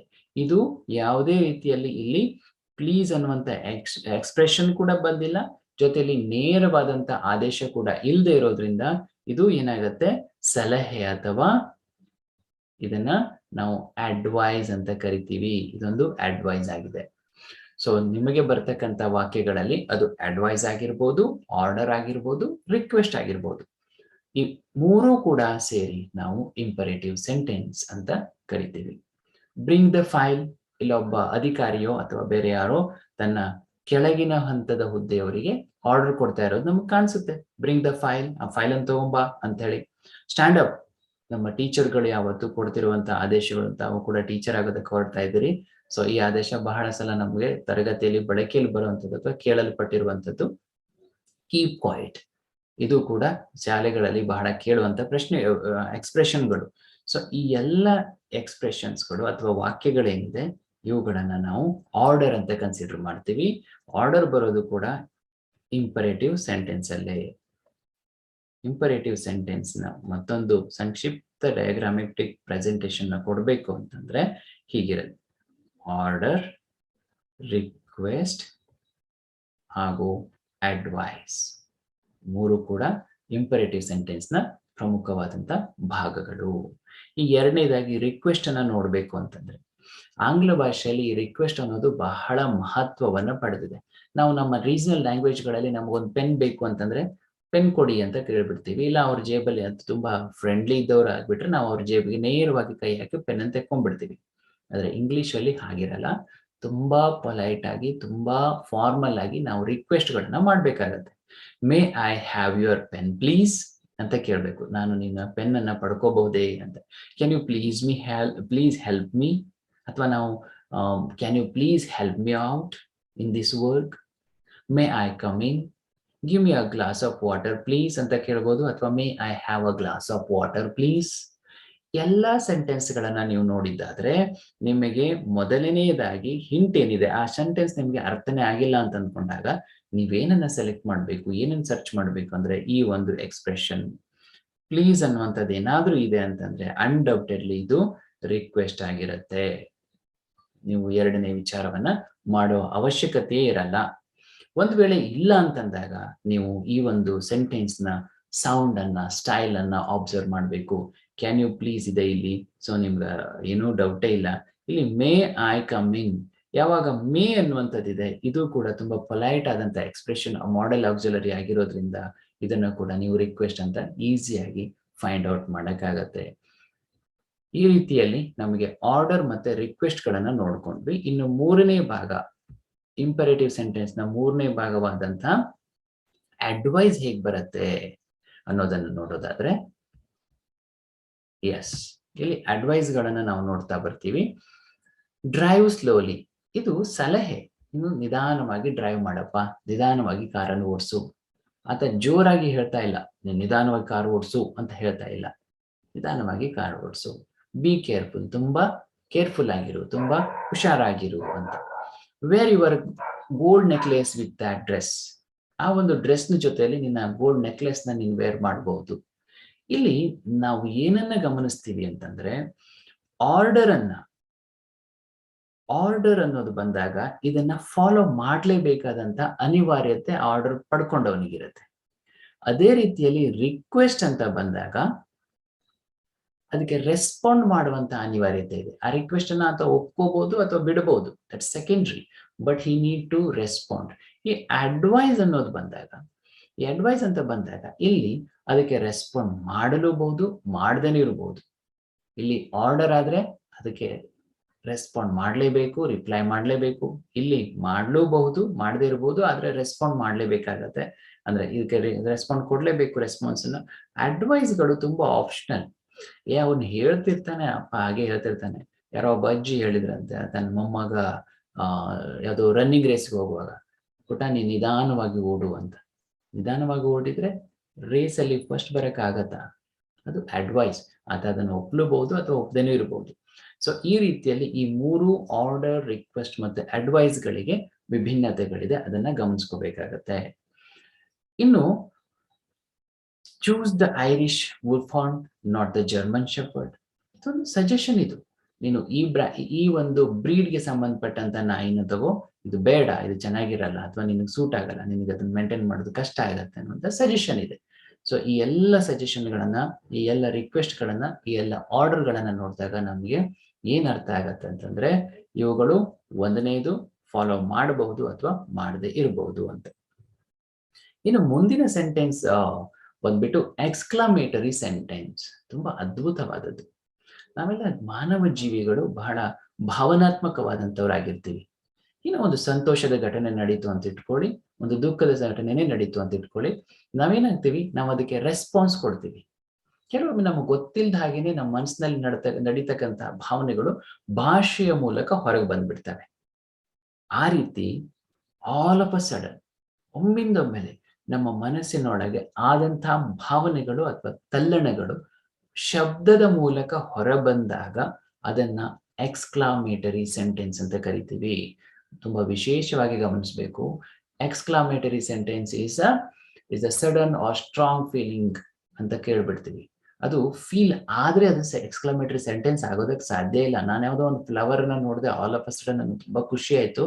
ಅಥವಾ ಈಗ ತುಂಬಾ ಬಿಸಿಲಿದೆ, ಬಿಸಿಲಿರುವಾಗ ಒಮ್ಮೆಲೆ ನನಗೆ ಸಿಡಿಲಿನ ಸದ್ದು ಕೇಳಿಸ್ತು, ಶಾಕ್ ಆಗ್ಬಿಡ್ತೀನಿ, ಮನಸ್ಸಲ್ಲಿ ಏನೋ ಭಯ ಆಗ್ಬಿಡತ್ತೆ. ಆದ್ರೆ ಆ ಭಯ ಪಟ್ಕೊಂಡು ಹಾಗೆ ನಾನು ನೋಡಿದ್ರೆ ಅದು ಎಕ್ಸ್ಕ್ಲಾಮೇಟರಿ ಸೆಂಟೆನ್ಸ್ ಆಗೋದಕ್ಕೆ ಸಾಧ್ಯ ಇಲ್ಲ. ಏನದು ಅಂತ ಭಯ ಪಟ್ಟು ಏನೋ ಒಂದು ಶಬ್ದವನ್ನ ಹೊರಗೆ ಹಾಕಿದಾಗ, wow so beautiful flower it is ಅಂತ ನಾನು ಅಂದಾಗ, how can you reach here ಅಂತ ನಾನು ಅಂದಾಗ, ಆ ಶಬ್ದಗಳು ವಿತ್ ದಟ್ ಫೀಲಿಂಗ್ ಏನಿದೆ ಎಕ್ಸ್ಕ್ಲಾಮೇಟರಿ ಸೆಂಟೆನ್ಸ್ ಗಳಾಗ್ತವೆ. ಹಾಗಾಗಿ a sentence which expresses sudden or strong feeling of mind like joy, sorrow and surprise is called as exclamatory sentence. So ಇಲ್ಲಿ ಹೇಗಿರುತ್ತೆ, what a lovely bouquet of flowers. ಮೊದಲನೇದನ್ನ ನೋಡಿ, ಇಲ್ಲಿ question ತರ ಕಾಣಿಸುತ್ತೆ ನಿಮ್ಗೆ. What ಅನ್ನೋಂಥದ್ದು ಬಂದು, ಹೌ ಅನ್ನೋದು ಬಂದು, ವಾಟ್ ಅನ್ನೋಂಥದ್ದು, ಈ ಶಬ್ದಗಳು ನಿಮ್ಗೆ ಇದನ್ನ ಪ್ರಶ್ನೆ ಅನ್ನೋ ರೀತಿಯಲ್ಲಿ ತೋರಿಸುತ್ತವೆ. ಬಟ್ ಇದು ಪ್ರಶ್ನೆ ಅಲ್ಲ. ಅಲ್ಲಿ ಯಾರನ್ನ ನಾವು ಕೇಳ್ತಾ ಇಲ್ಲ, ನಮ್ಮೊಳಗೆ ಅಂದುಕೋತಿದೀವಿ ಎಷ್ಟು ಚೆನ್ನಾಗಿದೆ ಅಲ್ವಾ ಅಂತ ಹೇಳಿ. ಹಾಗಾಗಿ ನಮ್ಗೆ ಇನ್ನೊಂದು ಹಿಂಟ್ ಇಲ್ಲಿ ಸಿಕ್ಬಿಡತ್ತೆ, ಒಂದು ಕ್ಲೂ ಇಲ್ಲಿದೆ, ಎಕ್ಸ್ಕ್ಲಾಮೇಟರಿ ಮಾರ್ಕ್. ನಾವು ಈ ಮಾರ್ಕ್ ಅನ್ನ ಎಕ್ಸ್ಕ್ಲಾಮೇಟರಿ ಮಾರ್ಕ್ ಅಂತ ಕರಿತೀವಿ. ನಮಗೆಲ್ಲ ಗೊತ್ತಿದೆ ಇದು ಕ್ವೆಶ್ಚನ್ ಮಾರ್ಕ್, ಇದನ್ನ ನಾವು ಕಾಮಾ ಅಂತ ಕರಿತೀವಿ, ಇದನ್ನ ಫುಲ್ ಸ್ಟಾಪ್ ಅಂತ ಕರಿತೀವಿ. ಈ 4 ಪಂಕ್ಚುಯೇಷನ್ ಮಾರ್ಕ್ಗಳು ತುಂಬಾ ಅವಶ್ಯಕವಾದಂಥದ್ದು ನಮ್ಮ ಸೆಂಟೆನ್ಸ್ ಗಳನ್ನ ಫೈಂಡ್ ಔಟ್ ಮಾಡೋದಕ್ಕೆ. ಇವುಗಳ ಹಿಂಟ್ ಮೇಲೆ, ಇವುಗಳ ಒಂದು ಕ್ಲೂನ ಮೇಲೆ ನೀವು ಏನ್ ಮಾಡ್ಬೋದು, ಯಾವುದೇ ರೀತಿಯ ವಾಕ್ಯಗಳನ್ನ ಫೈಂಡ್ ಔಟ್ ಮಾಡಬಹುದು. ಸೊ ಇದಿಷ್ಟು. ಇಲ್ಲಿ what a lovely bouquet of flowers. ನಾನೊಂದು ಫ್ಲವರ್ ಬೊಕೆನ ನೋಡ್ತೀನಿ, ತುಂಬಾ ವಿಶೇಷವಾಗಿರುತ್ತೆ, ನನ್ನ ಮನಸ್ಸಲ್ಲಿ ಅನ್ಸ್ಬಿಡುತ್ತೆ ಎಷ್ಟು ಚೆನ್ನಾಗಿದೆ ಅಲ್ವಾ ಅಂತ ಹೇಳಿ. ಅದನ್ನ ಶಬ್ದಗಳ ಮೂಲಕ ಹೊರತರ್ತೀನಿ, ಆವಾಗ ಅದು ಎಕ್ಸ್ಕ್ಲಮೇಷನ್ ಅಥವಾ ಎಕ್ಸ್ಕ್ಲಮೇಟರಿ ಸೆಂಟೆನ್ಸ್ ಆಗತ್ತೆ. ಬಟ್ ಕ್ಯೂಟ್ ಪಪ್ಪಿ, ಒಂದು ಪುಟ್ಟ ನಾಯಿ ಮರಿನ ನೋಡ್ತೀವಿ, ತುಂಬಾ ಕ್ಯೂಟ್ ಆಗಿರುತ್ತೆ. ಅದನ್ನ ನೋಡಿದಾಗ ಆಲ್ ಆಫ್ ಅ ಸಡನ್ ನಾವೇನ್ ಹೇಳ್ತೀವಿ, ಅದು exclamatory sentence. How fast you ran, ನೀನು ಎಷ್ಟು ಫಾಸ್ಟ್ ಆಗಿ ಓಡಿದ್ಯಪ್ಪ, ನನಗೆ ಗ್ರಹಿಸ್ಕೊಳ್ಳೋಕೆ ಆಗ್ಲಿಲ್ಲ ಅಥವಾ ನನಗೆ ಎಕ್ಸ್ಪೆಕ್ಟ್ ಮಾಡೋಕೆ ಆಗ್ಲಿರ್ಲಿಲ್ಲ. What a happy ending. ಯಾವುದೋ ಒಂದು ಮೂವಿನ, ಯಾವುದೋ ಒಂದು ಸೀರಿಯಲ್ನ ನೋಡ್ತೀವಿ ಅಥವಾ ಯಾವುದೋ ಒಂದು ಲೈಫ್ ಸ್ಟೋರಿನ ಕೇಳ್ತಾ ಇರ್ತೀವಿ, ಅಲ್ಲಿ ತುಂಬಾ ಖುಷಿಯಾದಂಥ ಎಂಡಿಂಗ್, ಅದಕ್ಕೆ ಎಷ್ಟು ಖುಷಿಯಾದಂಥ ಎಂಡಿಂಗ್ ಅಲ್ವಾ. ಸೊ ಇವಿಷ್ಟು ನಮಗೆ ಎಕ್ಸ್ಕ್ಲಾಮೇಟರಿ ಸೆಂಟೆನ್ಸ್ಗಳು. ಈ ಎಕ್ಸ್ಕ್ಲಾಮೇಟರಿ ಸೆಂಟೆನ್ಸ್ಗಳನ್ನ ಇನ್ನೊಮ್ಮೆ ಹೇಳೋದಾದ್ರೆ, they are the sudden feelings of mind. ಮನಸ್ಸಿನ ಆಲ್ ಆಫ್ ಅ ಸಡನ್ ಒಮ್ಮೆಲೆ ಹೊರಬಂದಂಥ ಭಾವನೆಗಳನ್ನ ಅದು ವಾಕ್ಯದ ರೂಪದಲ್ಲಿ ನಾವು ಎಕ್ಸ್ಕ್ಲಾಮೇಟರಿ ಅಂತ ಕರಿತೀವಿ. ಇನ್ನು ಕೊನೆಯದಾಗಿ ಬರತಕ್ಕಂಥದ್ದು ಆಪ್ಟೇಟಿವ್ ಸೆಂಟೆನ್ಸ್. ನಾನು ಈಗಾಗಲೇ ಹೇಳ್ದಾಗೆ ಆಪ್ಟೇಟಿವ್ ಸೆಂಟೆನ್ಸ್ ಅಂತಂದ್ರೆ, ಈಗ ನಾವು ಯಾರೋ ಹಿರಿಯರಿಗೆ ನಮಸ್ಕಾರವನ್ನು ಮಾಡ್ತೀವಿ, ನಮಸ್ಕರಿಸ್ತೀವಿ. ಆ ಹಿರಿಯರು ನಮ್ಗೆ ಹೇಳ್ತಾರೆ, ನಿಮ್ಗೆ ದೇವರು ಒಳ್ಳೇದು ಮಾಡಲಿ, ಇನ್ನ ಫ್ಯೂಚರ್ ತುಂಬಾ ಬ್ರೈಟ್ ಆಗಿರ್ಲಿ. ಹಾಗೆ ನಮ್ಮ ಎಕ್ಸಾಮ್ಸ್ಗಳ ಹತ್ರ ಬಂದ ತಕ್ಷಣ ನಾವು ಹೇಳ್ತೀವಿ, all the best for your examination. ಆಮೇಲೆ ಮೇ ಗಾಡ್ ಬ್ಲೆಸ್ ಯು ಅಂತ ಕರಿತೀವಿ, ಅಂತ ಹೇಳ್ತೀವಿ. ನೋಡಿ, ಈ ಎಲ್ಲ ಶಬ್ದಗಳನ್ನ ಅಥವಾ ಈ ಎಲ್ಲ ಎಕ್ಸ್ಪ್ರೆಷನ್ಗಳನ್ನ ಹಾಗೂ ಸೆಂಟೆನ್ಸ್ಗಳನ್ನ ನಾವು ಗಮನಿಸಿದ್ದೆ ಆದ್ರೆ, ಅಲ್ಲಿ ಒಂದ್ ಕಡೆ ವಿಶ್ ಇರುತ್ತೆ, ಒಳ್ಳೇದಾಗ್ಲಿ ಅನ್ನುವಂತ ಬಯಕೆ ಇರುತ್ತೆ, ಇನ್ನೊಂದೆಡೆ ಹಾರೈಕೆ ಇರುತ್ತೆ, ಇನ್ನೊಂದೆಡೆ ಪ್ರಾರ್ಥನೆಗಳಿರ್ತವೆ, ಹಾಗೆ ಕೆಟ್ಟದಾಗಲಿ ಅನ್ನುವಂಥ ಶಾಪ ಕೂಡ ಇರಬಹುದು. ಈ ಎಲ್ಲವನ್ನ ನಾವೇನಂತ ಕರಿತೀವಿ, ಆಪ್ಟೇಟಿವ್ ಸೆಂಟೆನ್ಸ್ ಅಂತ ಕರಿತೀವಿ. ಆಪ್ಟೇಟಿವ್ ಸೆಂಟೆನ್ಸ್ ಅಂತಂದ್ರೆ ಆ ಸೆಂಟೆನ್ಸ್ ವಿಚ್ ಎಕ್ಸ್ಪ್ರೆಸಸ್ ಬ್ಲೆಸ್ಸಿಂಗ್ಸ್, ಆಶೀರ್ವಾದವನ್ನ, ವಿಶಸ್, ಹಾರೈಕೆಗಳನ್ನ, ಪ್ರಾರ್ಥನೆಗಳನ್ನ ಅಥವಾ ಶಾಪಗಳನ್ನ ಹೊಂದಿರುವಂತಹ ಸೆಂಟೆನ್ಸ್ಗಳನ್ನ ನಾವು ಆಪ್ಟೇಟಿವ್ ಸೆಂಟೆನ್ಸ್ ಅಂತ ಕರಿತೀವಿ. ಈ ಆಪ್ಟೇಟಿವ್ ಸೆಂಟೆನ್ಸ್ಗಳು ಈ ಒಂದು ವಿಶೇಷತೆ ಅಂತ ಅಂದ್ರೆ, ಇವುಗಳು ಫುಲ್ ಸ್ಟಾಪ್ ಇಂದ ಎಂಡ್ ಆಗಬಹುದು. ಕೆಲವೊಮ್ಮೆ ಆ ಒಂದು ಆಶೀರ್ವಾದ ಅನ್ನುವಂಥದ್ದು, ವಿಶಸ್ ಅನ್ನುವಂಥದ್ದು ತುಂಬಾ ಆಲ್ ಆಫ್ ಅ ಸಡನ್ ಬಂದಂಥದ್ದಾಗಿದೆ. ನಾವು ಮಾತಾಡ್ತಾ ಇರ್ತೀವಿ, ನಾಳೆ ನನ್ನ ಎಕ್ಸಾಮ್ ಇದೆ GPSTR ಅಂತ ಹೇಳ್ಬಿಡ್ತೀನಿ. ಆಲ್ ಆಫ್ ಅ ಸಡನ್ ನಿಮ್ ಫ್ರೆಂಡ್ ನಿಮ್ ಎದುರುಗಡೆ ಮಾತಾಡ್ತಾ ಇರುವಾಗ ನಿಮ್ ಫ್ರೆಂಡ್ಗೆ ಏನಾಗತ್ತೆ, ಒಂದ್ ರೀತಿ ಮನಸ್ಸಿನಲ್ಲಿ ಆಲ್ ಆಫ್ ಅ ಸಡನ್ ಆತನಿಗೆ ಸರ್ಪ್ರೈಸ್ ಆಗಿಬಿಡುತ್ತೆ. How is it, may God bless you, all the best for your examinations ಅಂತ ಹೇಳ್ಬಿಡ್ಬೋದು. ಆಗ ಅದಕ್ಕೆ ಏನಾಗುತ್ತೆ, ಎಕ್ಸ್ಕ್ಲಾಮೇಟರಿ ಮಾರ್ಕ್ ಬರುತ್ತೆ. ಹಾಗಾಗಿ ಸ್ವಲ್ಪ ನಾವು ಗಮನದಲ್ಲಿ ಇಟ್ಕೋಬೇಕು. ಎಕ್ಸ್ಕ್ಲಾಮೇಟರಿ ಮಾರ್ಕ್ ಬಂದ ತಕ್ಷಣ ಎಕ್ಸ್ಕ್ಲಾಮೇಷನ್ ಸೆಂಟೆನ್ಸ್ ಅಥವಾ ಅದು ಬೇರೆ ರೀತಿ ಹೋಗುತ್ತೆ ಅಂತಲ್ಲ, ಆಪ್ಟೇಟಿವ್ ಕೂಡ ಆಗಿರ್ಬಹುದು. ಇಲ್ಲಿ ಮೊದಲನೇ ಸೆಂಟೆನ್ಸ್ ಅನ್ನ ಮೇ ಗಾಡ್ ಬ್ಲೆಸ್ ಯು ಅನ್ನುವಂತ ಒಂದು ಆಶೀರ್ವಾದವನ್ನ, ಬ್ಲೆಸ್ಸಿಂಗ್ಸ್ ಅನ್ನ ನಾವಿಲ್ಲಿ ಕಾಣ್ತೀವಿ. ಸೊ ಈಗ ಇಲ್ಲಿ ಮೇ ಅನ್ನುವಂಥದ್ದು ಮತ್ತೆ ಬಂದಿದೆ. ಮೇ ಐ ಕಮ್ ಇನ್ ಅಂತ ಹೇಳುವಾಗ ರಿಕ್ವೆಸ್ಟ್ ಅಲ್ಲಿ ಬಂದಿತ್ತು, ಇಲ್ಲಿ ವಿಶ್ ಅಂತ ಬಂದಿದೆ, ಮೇ ಅಂತ ಬಂದಿದೆ, ಹಾಗೆ ವಾಟ್ ಅನ್ನುವಂಥದ್ದು ಬಂದಿದೆ, what a boring day. So ಇಲ್ಲಿ ವಾಟ್ ಅ ಬೋರಿಂಗ್ ಡೇ ಅನ್ನುವಂಥದ್ದನ್ನ ಇಲ್ಲಿ ಇದು ಸ್ವಲ್ಪ ವಿಭಿನ್ನವಾಗಿ ಬಂದಿದೆ. ಇಲ್ಲಿ ಎಕ್ಸ್ಕ್ಲಾಮೇಷನ್ ಮಾರ್ಕ್ ಕೂಡ ಇದೆ. ಇಲ್ಲಿ ಮೇ ಹಾಗೂ ವಿಶ್ ಅನ್ನುವಂಥದ್ದು ಯಾವತ್ತೂ ಕೂಡ may God bless you, may God shower the success upon you, may all the good things happen upon you in your life ಅಂತೆಲ್ಲ ಹೇಳ್ತೀವಿ. ನಾವು ಜೀವನದ ಅತ್ಯುನ್ನತವಾದಂಥ ದಿನಗಳ ನಿಮ್ಮ ಬದುಕಿನಲ್ಲಿ ಬರಲಿ ಅನ್ನುವಂಥದ್ದನ್ನು ಹೇಳ್ತಾರೆ. ಹಾಗಾಗಿ ನಾವು ಯಾವಾಗಲೂ ಕೂಡ ಆಪ್ಟೇಟಿವ್ ಸೆಂಟೆನ್ಸ್ ನ ರಿಕಗ್ನೈಸ್ ಮಾಡೋದಕ್ಕೆ ಸಿಂಪಲ್ ಆದಂತ ವೇ ಅಂತಂದ್ರೆ ವಿಶ್ ಅನ್ನುವಂಥದ್ದು ಹಾಗೂ ಮೇ ಅನ್ನುವಂಥದ್ದು. ಹಾಗೆ ಮೇ ಅಂತ ಬಂದಾಗ ಇದನ್ನ ರಿಕ್ವೆಸ್ಟ್ಗೂ ಬಳಸೋದ್ರಿಂದ ಮುಂದಿನ ಭಾಗ ಏನಿದೆ ಅನ್ನೋದನ್ನ ನೋಡ್ಕೋಬೇಕಾಗತ್ತೆ.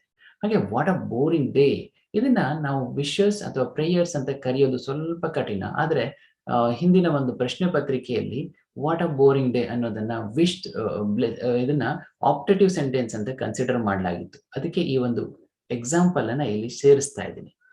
ಸೊ ಇದು ಏನಾಗತ್ತೆ ಅಂತಂದ್ರೆ, ವಾಟ್ ಅ ಬೋರಿಂಗ್ ಡೇ ಮನಸ್ಸಿನ ಭಾವನೆಯನ್ನ ಹೊರತರುತ್ತೆ. ಹಾಗಾಗಿ ಇದು ಇನ್ಸ್ಟೆಡ್ ಆಫ್ ಆಪ್ಟೇಟಿವ್ ಇದು ಎಕ್ಸ್ಕ್ಲಾಮೇಟರಿ ಸೆಂಟೆನ್ಸ್ ಆಗತ್ತೆ. ಹಾಗಾಗಿ ಇಲ್ಲಿ ನಾವು ಇದನ್ನ ಆಪ್ಟೇಟಿವ್ ಸೆಂಟೆನ್ಸ್ ಅಂತ ಕನ್ಸಿಡರ್ ಮಾಡೋದಕ್ಕೆ ಬರೋದೇ ಇಲ್ಲ. ಸೊ ಇವಿಷ್ಟು ಈ ಎಕ್ಸ್ಕ್ಲಾಮೇಟರಿ ಸೆಂಟೆನ್ಸ್ ನ ಕುರಿತಾದಂತ ಮಾಹಿತಿಯಾಗಿದೆ. ನಾವು ಮುಂದಿನ ಒಂದು ಕಾನ್ಸೆಪ್ಟ್ ಅನ್ನ ನೋಡೋದಾದ್ರೆ, ಇಲ್ಲಿ ಬರ್ತಕ್ಕಂಥ ಸ್ಯಾಂಪಲ್ ಕ್ವಶನ್ ಗಳನ್ನ ನೋಡ್ಕೊಂಡು ಮುಂದೆ ಹೋಗೋಣ. Oh my God I can't believe my eyes ಅಂತ ಒಂದು ಸ್ಟೇಟ್ಮೆಂಟ್ ಇದೆ. ಇಟ್ಸ್ ಆನ್ ಎಕ್ಸಾಂಪಲ್ ಆಫ್, ಇದು ಯಾವ ರೀತಿಯ ಸೆಂಟೆನ್ಸ್ಗೆ ಉದಾಹರಣೆಯಾಗಿದೆ, ಎಕ್ಸಾಂಪಲ್ ಆಗಿದೆ ಅಂತ. ಈ ಪ್ರಶ್ನೆನ ನೀವು ನೋಡಿ, ಇಲ್ಲಿ ಇದು 2019ರಲ್ಲಿ 6 to 8 ಅಂದ್ರೆ ನೀವೇನು GPSTR ಗೆ ಪ್ರಿಪೇರ್ ಆಗ್ತಾ ಇದ್ರಿ, ಇದೇ ಪರೀಕ್ಷೆಗೆ ಕೇಳಲ್ಪಟ್ಟಂತ ಪ್ರಶ್ನೆ ಇದು. Oh my God, I can't believe my eyes ಅಂತ ಇದೆ. ಸೊ ಓ ಮೈ ಗಾಡ್ ಇದರ ಮುಂದೆ ಒಂದು ಎಕ್ಸ್ಕ್ಲಾಮೇಟರಿ ಸೆಂಟೆನ್ಸ್ ಇದೆ. ಓ ದೇವ್ರೇ ಅನ್ನೋ ರೀತಿಯಲ್ಲಿ ಏನೋ ಒಂದು ಘಟನೆ ಆಗೋಯ್ತು, ಇಮ್ಮಿಡಿಯೇಟ್ ಆಗಿ ಅಯ್ಯೋ ದೇವ್ರೆ ಯಾಕೆ ಹೀಗಾಯ್ತು ಅಂತ. So all of a sudden ಮನಸ್ಸಿನಲ್ಲಿ ಒಂದು ಉಂಟಾದಂತ ಕನ್ಫ್ಯೂಷನ್ ಅನ್ನ ಇಲ್ಲಿ ಈ ಸೆಂಟೆನ್ಸ್ ಮೂಲಕ ಹೊರಹಾಕಲಾಗಿದೆ. ಹಾಗಾದ್ರೆ ಇದು ಯಾವ ಸೆಂಟೆನ್ಸ್ ಆಗೋದಕ್ಕೆ ಸಾಧ್ಯ? ಅಸರ್ಟಿವ್ ಸೆಂಟೆನ್ಸ್ ಆಗತ್ತೆ. ಅಸರ್ಟಿವ್ ಸೆಂಟೆನ್ಸ್ ಅಂತ ಅಂದ್ರೆ ಒಂದು ಸ್ಟೇಟ್ಮೆಂಟ್ ಇರ್ಬೇಕಲ್ವಾ, ನೇರವಾದಂತ ಒಂದು ಹೇಳಿಕೆ ಇರಬೇಕು. ಹಾಗಾದ್ರೆ ಇದು ಆಪ್ಷನ್ ಅಲ್ಲ. ಇಂಟರೋಗೇಟಿವ್ ಸೆಂಟೆನ್ಸ್ ಅಂತಂದ್ರೆ ಅದು ಕ್ವಶನ್ ಮಾರ್ಕ್ ಇಂದ ಎಂಡ್ ಆಗತ್ತೆ, ಜೊತೆಯಲ್ಲಿ ಪ್ರಶ್ನೆಯನ್ನ ಕೇಳತ್ತೆ. ಪ್ರಶ್ನೆ WH ಆಗಿರ್ಬೋದು, ಎಸ್ ಆರ್ ನೋ ಆಗಿರ್ಬೋದು. ಆದ್ರೆ ಇದು ಯಾವುದು ಅಲ್ಲದೆ ಇರೋದ್ರಿಂದ ಈ ಆಪ್ಷನ್ ಕೂಡ ಸರಿಯಾದ ಉತ್ತರ ಅಲ್ಲ. ಇಂಪರೇಟಿವ್ ಸೆಂಟೆನ್ಸ್ ಅದು ಕೂಡ ಆಗಿರಲ್ಲ, ಯಾಕೆಂದ್ರೆ ಇಲ್ಲಿ ಆರ್ಡರ್ ಆಗಲಿ, ರಿಕ್ವೆಸ್ಟ್ ಆಗಲಿ, ಅಡ್ವೈಸ್ ಆಗಲಿ ಇಲ್ವೇ ಇಲ್ಲ. ಹಾಗಾಗಿ ನಾನು ಅಂದ್ಕೊಂಡ ಹಾಗೇನೆ ಮನಸ್ಸಿನ ಅಂಗಳದಲ್ಲಿ ಮೂಡಿದಂತ ತಕ್ಷಣದ ಭಾವನೆಯನ್ನ ಹೊರಹಾಕುವಂತ ಎಕ್ಸ್ಕ್ಲಾಮೇಟರಿ ಸೆಂಟೆನ್ಸ್ ಆಗಿದೆ. ಹಾಗಾಗಿ ನಿಮ್ಮ ಸರಿಯಾದ ಉತ್ತರ ಇಲ್ಲೇನು ಬರುತ್ತೆ? ಆಪ್ಷನ್ ಡಿ ಆಗಿರುತ್ತೆ. What a Shem, it's an example for ಅಂತ ಕೇಳಿದ್ದಾರೆ. ಎರಡನೇ ಪ್ರಶ್ನೆ, ಎಷ್ಟು ಅಸಹ್ಯ ಅಲ್ವಾ, ಎಷ್ಟು ಅವಮಾನ ಅಲ್ವಾ ಅಂತ ಕೇಳಿದ್ದಾರೆ. ಇದು ಯಾವುದಕ್ಕೆ ಉದಾಹರಣೆ? TET 2019ರಲ್ಲಿ ಕೇಳಿರುವಂತಹ ಪ್ರಶ್ನೆ ಇದು. ಬಹುಶಃ ನೀವು ಕೂಡ ಈ ಪ್ರಶ್ನೆಯನ್ನ ಅಟೆಂಪ್ಟ್ ಮಾಡಿರ್ತೀರಿ ಅಂದ್ಕೋತೀನಿ. ಇಲ್ಲಿ WH ಇರೋದ್ರಿಂದ ನಾವು WH ಇದೆ ಅದು ಕ್ವಶನ್ ಅಂತ ಅನ್ಕೊಂಡ್ಬಿಡ್ತೀವಿ. ಆದ್ರೆ ಅದ್ರ ಜೊತೆಯಲ್ಲಿ ಇಲ್ಲಿ ಒಂದು ಎಕ್ಸ್ಕ್ಲಾಮೇಟರಿ ಮಾರ್ಕ್ ಕೂಡ ಇದೆ. ಹಾಗಾಗಿ ಇಂಟರೋಗೇಟಿವ್ ಅಂತೂ ಆಗೋದಕ್ಕೆ ಸಾಧ್ಯ ಇಲ್ಲ. ಇದು ಪ್ರಶ್ನೆ ಅಂತೂ ಅಲ್ವೇ ಅಲ್ಲ. ಅಸರ್ಟಿವ್ ಸೆಂಟೆನ್ಸ್ ಅಂದ್ರೆ ಅದು ಸ್ಟೇಟ್ಮೆಂಟ್ ಆಗಿರ್ಬೇಕು, ಹೇಳಿಕೆ ಆಗಿರ್ಬೇಕು. ಅದು ಹೇಳಿಕೆನೂ ಕೂಡ ಅಲ್ವಾ. ಹಾಗಾಗಿ ಇದು ಅಸರ್ಟಿವ್ ಸೆಂಟೆನ್ಸ್ ಕೂಡ ಆಗೋದಕ್ಕೆ ಸಾಧ್ಯ ಇಲ್ಲ. ಇಂಪರೇಟಿವ್ ಸೆಂಟೆನ್ಸ್ ಆಗೋದಕ್ಕೆ ಸಾಧ್ಯ ಇದೆಯೇ ಅಂತಂದ್ರೆ ಇಂಪರೇಟಿವ್ ಕೂಡ ಆಗೋದಕ್ಕೆ ಸಾಧ್ಯ ಇಲ್ಲ. ಹಾಗಾಗಿ ಇದು ಕೂಡ ಎಕ್ಸ್ಕ್ಲಾಮೇಟರಿ ಸೆಂಟೆನ್ಸ್. ಮನಸ್ಸಿನಲ್ಲಿ ಬೇಜಾರಾಗ್ಬಿಡುತ್ತೆ, ಎಷ್ಟು ಅಸಹ್ಯ ಅಲ್ವಾ, ಎಷ್ಟು ಅವಮಾನ ಅಲ್ವೇ ಅಂತ ಹೇಳಿ ಅನ್ಸ್ಬಿಡುತ್ತೆ. ಅದನ್ನ ಈ ಒಂದು ಶಬ್ದದ ಮೂಲಕ ಅಥವಾ ವಾಕ್ಯದ ಮೂಲಕ ಹೊರಹಾಕ್ತಿದ್ದೀವಿ. ಇದನ್ನ ನಾವು ಏನು ಎಕ್ಸ್ಕ್ಲಾಮೇಟರಿ ಸೆಂಟೆನ್ಸ್ ಅಂತ ಕರೆಯೋದ್ರಿಂದ ಇಲ್ಲೂ ಕೂಡ ನಿಮ್ಮ ಆಪ್ಷನ್ ಬಂದ್ಬಿಟ್ಟು ಡಿ ಆಗತ್ತೆ. Open the door for me, this is an example for. Morarji Desai school appointment ಅಲ್ಲಿ 2017ರಲ್ಲಿ ಕೇಳಲ್ಪಟ್ಟಂತ ಪ್ರಶ್ನೆ ಇದು. ನನಗೋಸ್ಕರ ಬಾಗಿಲನ್ನು ಓಪನ್ ಮಾಡು ಅಂತ ಹೇಳಿ. ಸೊ ಇಲ್ಲಿ ಏನಿದೆ? Open the door for me. ಇಲ್ಲಿ ನಮಗೆ ಪ್ಲೀಸ್ ಅನ್ನುವಂಥದ್ದಿಲ್ಲ, ಮೇ ಅನ್ನುವಂಥದ್ದಿಲ್ಲ, ಅಥವಾ can you open the door for me ಅಂತ ಕೂಡ ಇಲ್ಲ. ಈಗ can you open the door for me ಅಂದ್ರೆ ಅದು ಪಾಸಿಬಿಲಿಟಿ ಇತ್ತು, ರಿಕ್ವೆಸ್ಟ್ ಇತ್ತು. ಪ್ಲೀಸ್ ಓಪನ್ ದ ಡೋರ್ ಅಂದ್ರೆ ರಿಕ್ವೆಸ್ಟ್ ಇತ್ತು. ಇಲ್ಲಿ ಓಪನ್ ದ ಡೋರ್ ಅಂತ ಇದೆ. ಸೊ ಇದು ಡಿಕ್ಲರೇಟಿವ್ ಅಂತೂ ಅಲ್ಲ, ಸ್ಟೇಟ್ಮೆಂಟ್ ಅಲ್ಲ. ಇಂಪರೇಟಿವ್ ಅಲ್ಲಿ ಬರುತ್ತೆ. ಇಂಪರೇಟಿವ್ ಅಂತಂದ್ರೆ ಆರ್ಡರ್, ರಿಕ್ವೆಸ್ಟ್ ಅಥವಾ ಅಡ್ವೈಸ್ ಏನೇ ಇದ್ರೂ ಕೂಡ ಇಂಪರೇಟಿವ್ ಆಗತ್ತೆ. ಆದ್ರೂ ಕೂಡ ಮುಂದಿನ ಆಪ್ಷನ್ ಗಳನ್ನ ಒಮ್ಮೆ ನೋಡ್ಕೊಂಡ್ ಬಂದ್ಬಿಡೋಣ. ಮತ್ತೆ ಈಗ ಇಲ್ಲಿ ಇಂಪರೇಟಿವ್ ಅಂತ ಕೊಟ್ಬಿಟ್ಟು ಇಲ್ಲಿ ಇದನ್ನ ಆರ್ಡರ್ ಅಂತ ಕೊಟ್ಟಿದ್ರೆ ಇನ್ನೊಂದು ಆಪ್ಷನ್ ಇದೆ ಅಂತ ಇಟ್ಕೊಳ್ಳಿ. ಇಲ್ಲಿ ಇಂಪರೇಟಿವ್, ಇಲ್ಲಿ ಆರ್ಡರ್ ಅಂತಿದೆ. ಇಂಪರೇಟಿವ್ ಸೆಂಟೆನ್ಸ್ ನ ಒಂದು ಭಾಗವಾದಂತ ಆರ್ಡರ್ ಅಲ್ಲಿ ಇದ್ರೆ ಇದು ಖಂಡಿತವಾಗಿ ಆರ್ಡರೇ ಆಗತ್ತೆ. ಯಾಕೆಂತಂದ್ರೆ ಇದು ಸ್ಪೆಸಿಫಿಕ್ ಆಗಿ ಆರ್ಡರ್ ಅನ್ನ ಹೇಳ್ತಾ ಇದೆ. ಆದ್ರೆ ಆ ಆಪ್ಷನ್ ಇಲ್ಲ. ಹಾಗಾಗಿ ನಾವು ಅದ್ರ ಬಗ್ಗೆ ಯೋಚಿಸೋದು ಬೇಡ. ಇಂಟರೋಗೇಟಿವ್ ಸೆಂಟೆನ್ಸ್ ಅಂತ ನೋಡೋದಾದ್ರೆ ಇದು ಇಂಟರೋಗೇಟಿವ್ ಸೆಂಟೆನ್ಸ್ ಅಲ್ಲ, ಪ್ರಶ್ನೆ ಇಲ್ಲ.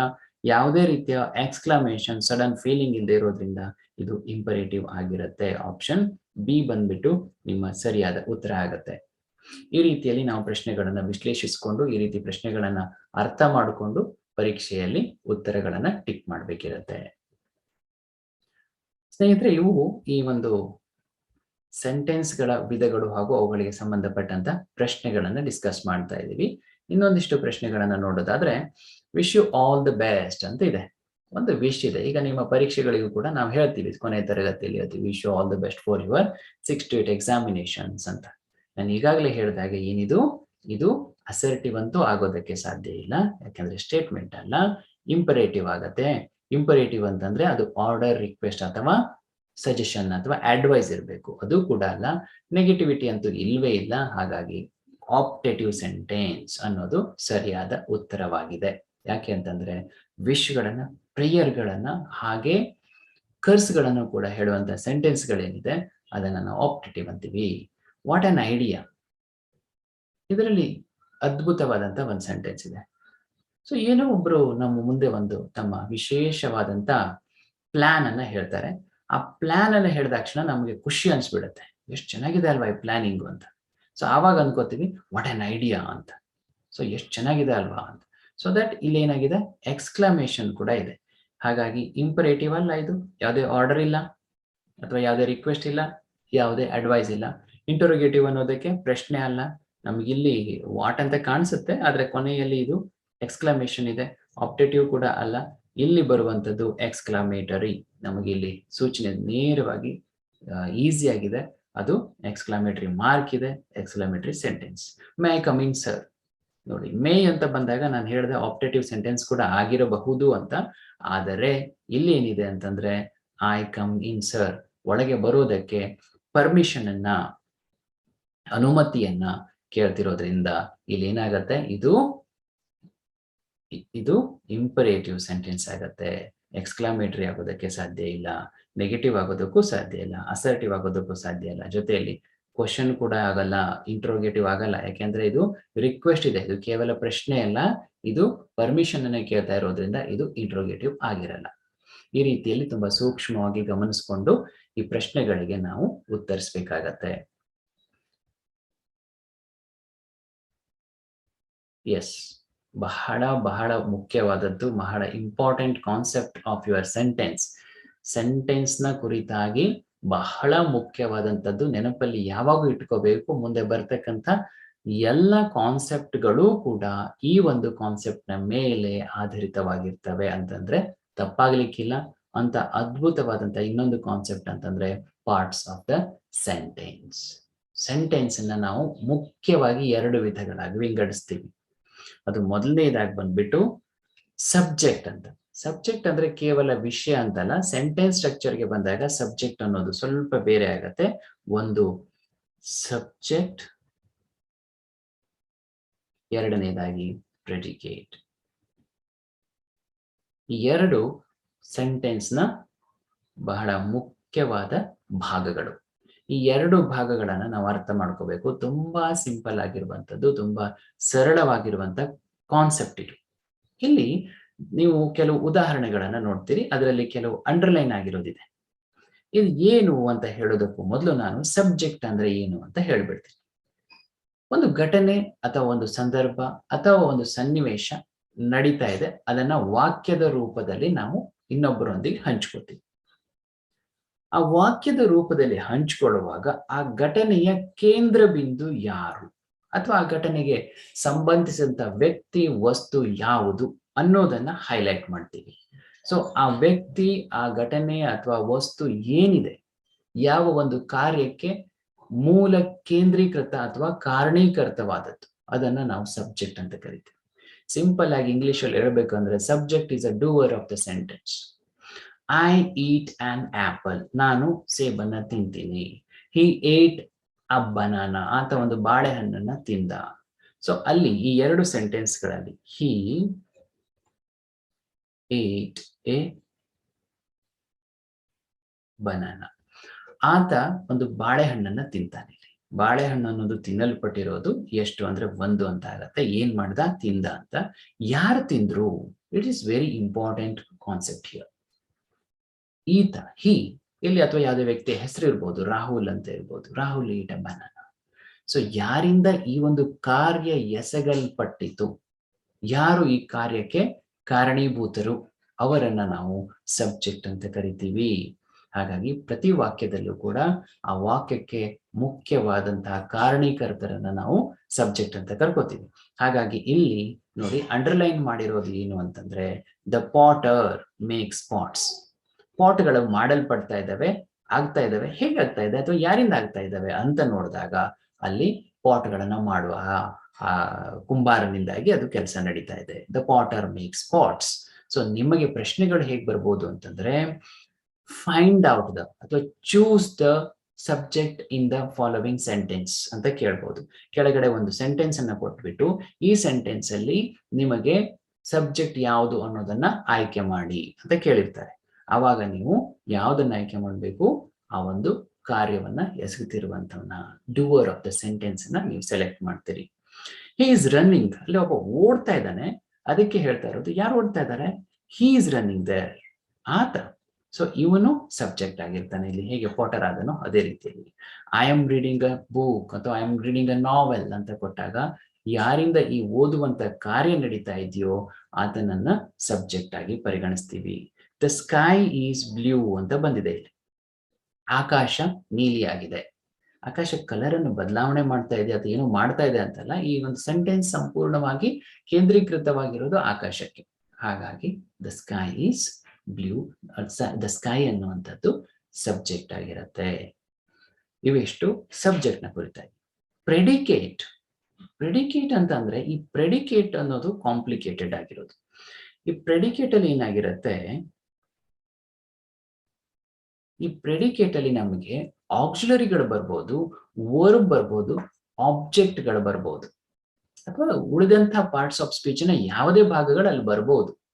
ಆದ್ರೆ ಈ ಪ್ರೆಡಿಕೇಟ್ ನ ಏಕೈಕ ಕರ್ತವ್ಯ ಅಥವಾ ಗುಣ ಅಂತಂದ್ರೆ ಅದು ಸಬ್ಜೆಕ್ಟ್ಗೆ ಸಪೋರ್ಟ್ ಮಾಡುವಂಥದ್ದು, ಸಬ್ಜೆಕ್ಟ್ ಮಾಡಿರುವ ಆಕ್ಷನ್ಗಳನ್ನ ರಿಸೀವ್ ಮಾಡ್ಕೊಳ್ಳೋದು.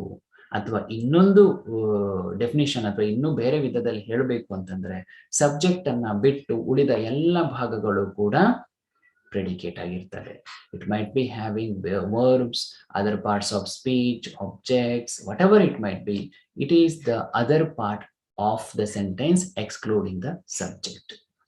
ಇಲ್ಲಿ ಪ್ರೆಡಿಕೇಟ್ ಯಾವಾಗಲೂ ಕೂಡ ಈ ಸಬ್ಜೆಕ್ಟ್ ಇಂದ ಆದಂತ ಕಾರ್ಯಗಳನ್ನ ರಿಸೀವ್ ಮಾಡ್ಕೋತಿರತ್ತೆ.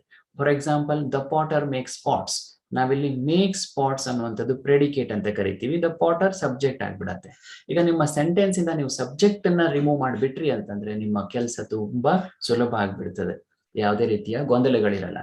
ನೀವು ಅಲ್ಲಿಂದ ಮೊದಲನೇದಾಗಿ ಮಾಡ್ಬೇಕಾಗಿರೋದು, ಈ ತರದ ಪ್ರಶ್ನೆಗಳು ಬಂದಾಗ ಮೊದಲನೇದಾಗಿ ಅಲ್ಲಿರುವಂತ ಆ ಒಂದು ಏನಿದೆ ಸಬ್ಜೆಕ್ಟ್ ಏನಿದೆ ಆ ಸಬ್ಜೆಕ್ಟ್ ಅನ್ನ ಅಲ್ಲಿಂದ ರಿಮೂವ್ ಮಾಡ್ಬಿಡ್ತೀರಿ.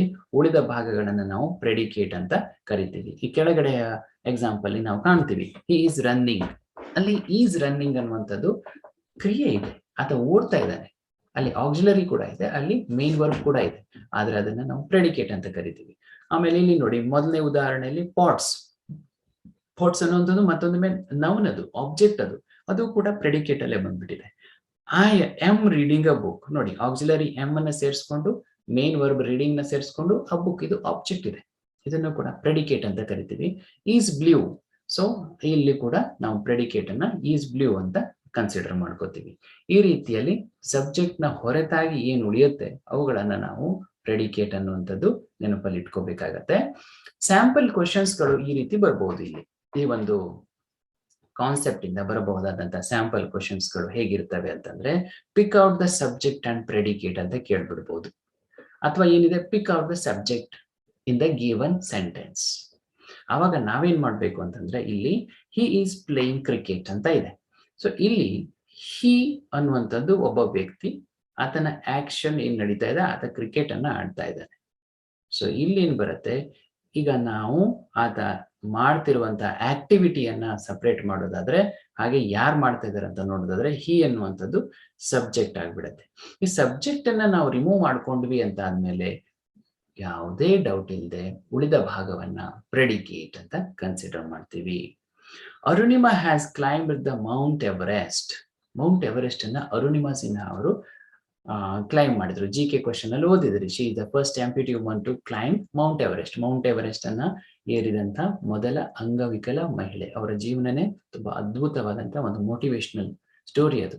ಎರಡು ಕಾಲುಗಳು ಸರಿಯಾಗಿರುವಂತಹ ವ್ಯಕ್ತಿಗಳೇ ನಾವೊಂದು ಪುಟ್ಟ ಗುಡ್ಡನ ಏರೋದಕ್ಕೆ ಕಷ್ಟಪಡ್ತೀವಿ, ಸಾಧ್ಯ ಇದೆಯಾ ಅಂತ ಎಷ್ಟೋ ಸಲ ವಿಚಾರಿಸ್ತೀವಿ. ಅಂಥದ್ರಲ್ಲಿ ಎರಡೂ ಕಾಲುಗಳನ್ನ ಕಳ್ಕೊಂಡಂತ ಒಬ್ಬ ಲೇಡಿ, ಹುಡುಗಿ, ತಾನು ಮೌಂಟ್ ಎವರೆಸ್ಟ್ ಅನ್ನ ಹತ್ತೀನಿ ಅಂತ ಯೋಚನೆ ಮಾಡೋದಿದೆ ಅಲ್ಲ, that is the greatest thing. ಪ್ರತಿಯೊಬ್ಬ ವ್ಯಕ್ತಿ ಕೂಡ ಅಲ್ಲಿಂದ ಕಲ್ತ್ಕೋಬೇಕು. ಸಾಧ್ಯ ಇಲ್ಲ ಅಂತ ಹೇಳ್ಬಿಡ್ತೀವಿ, ಇನ್ನೊಮ್ಮೆ ಯಾವತ್ತಾದ್ರೂ ಮಾಡಿದ್ರಾಯ್ತು ಅಂದ್ಕೊಂಡ್ಬಿಡ್ತೀವಿ. ಅದೆಲ್ಲ ನಮ್ಗೆ ಯಾಕೆ ಬೇಕು ಅಂತ ಕೇಳ್ತೀವಿ, ಸುಮ್ಮನೆ ಒಂದು ಹೊತ್ತು ಊಟ ಮಾಡ್ಕೊಂಡು ಹೋಗ್ಬಿಟ್ರೆ ಸಾಕು ಅಂತ. But life is beyond that. ಹುಟ್ಟೋದು, ಬದುಕೋದು, ಸಾಯೋದು ಒಂದು ಪುಟ್ಟ ಇರುವೆ ಕೂಡ ಮಾಡುತ್ತೆ. ಮನುಷ್ಯನಾಗಿ, ಬುದ್ಧಿಜೀವಿಯಾಗಿ ನಮ್ಮ ಕಾಂಟ್ರಿಬ್ಯೂಷನ್ ಈ ಸಮಾಜಕ್ಕೇನಿದೆ, ಈ ದೇಶಕ್ಕೇನಿದೆ ಅನ್ನೋದನ್ನ ಯೋಚನೆ ಮಾಡೋದೇನಿದೆಯಲ್ಲ, that is the real humanism, humanity, ಮನುಷ್ಯತ್ವ ಅಂದ್ರೆ ಅದು.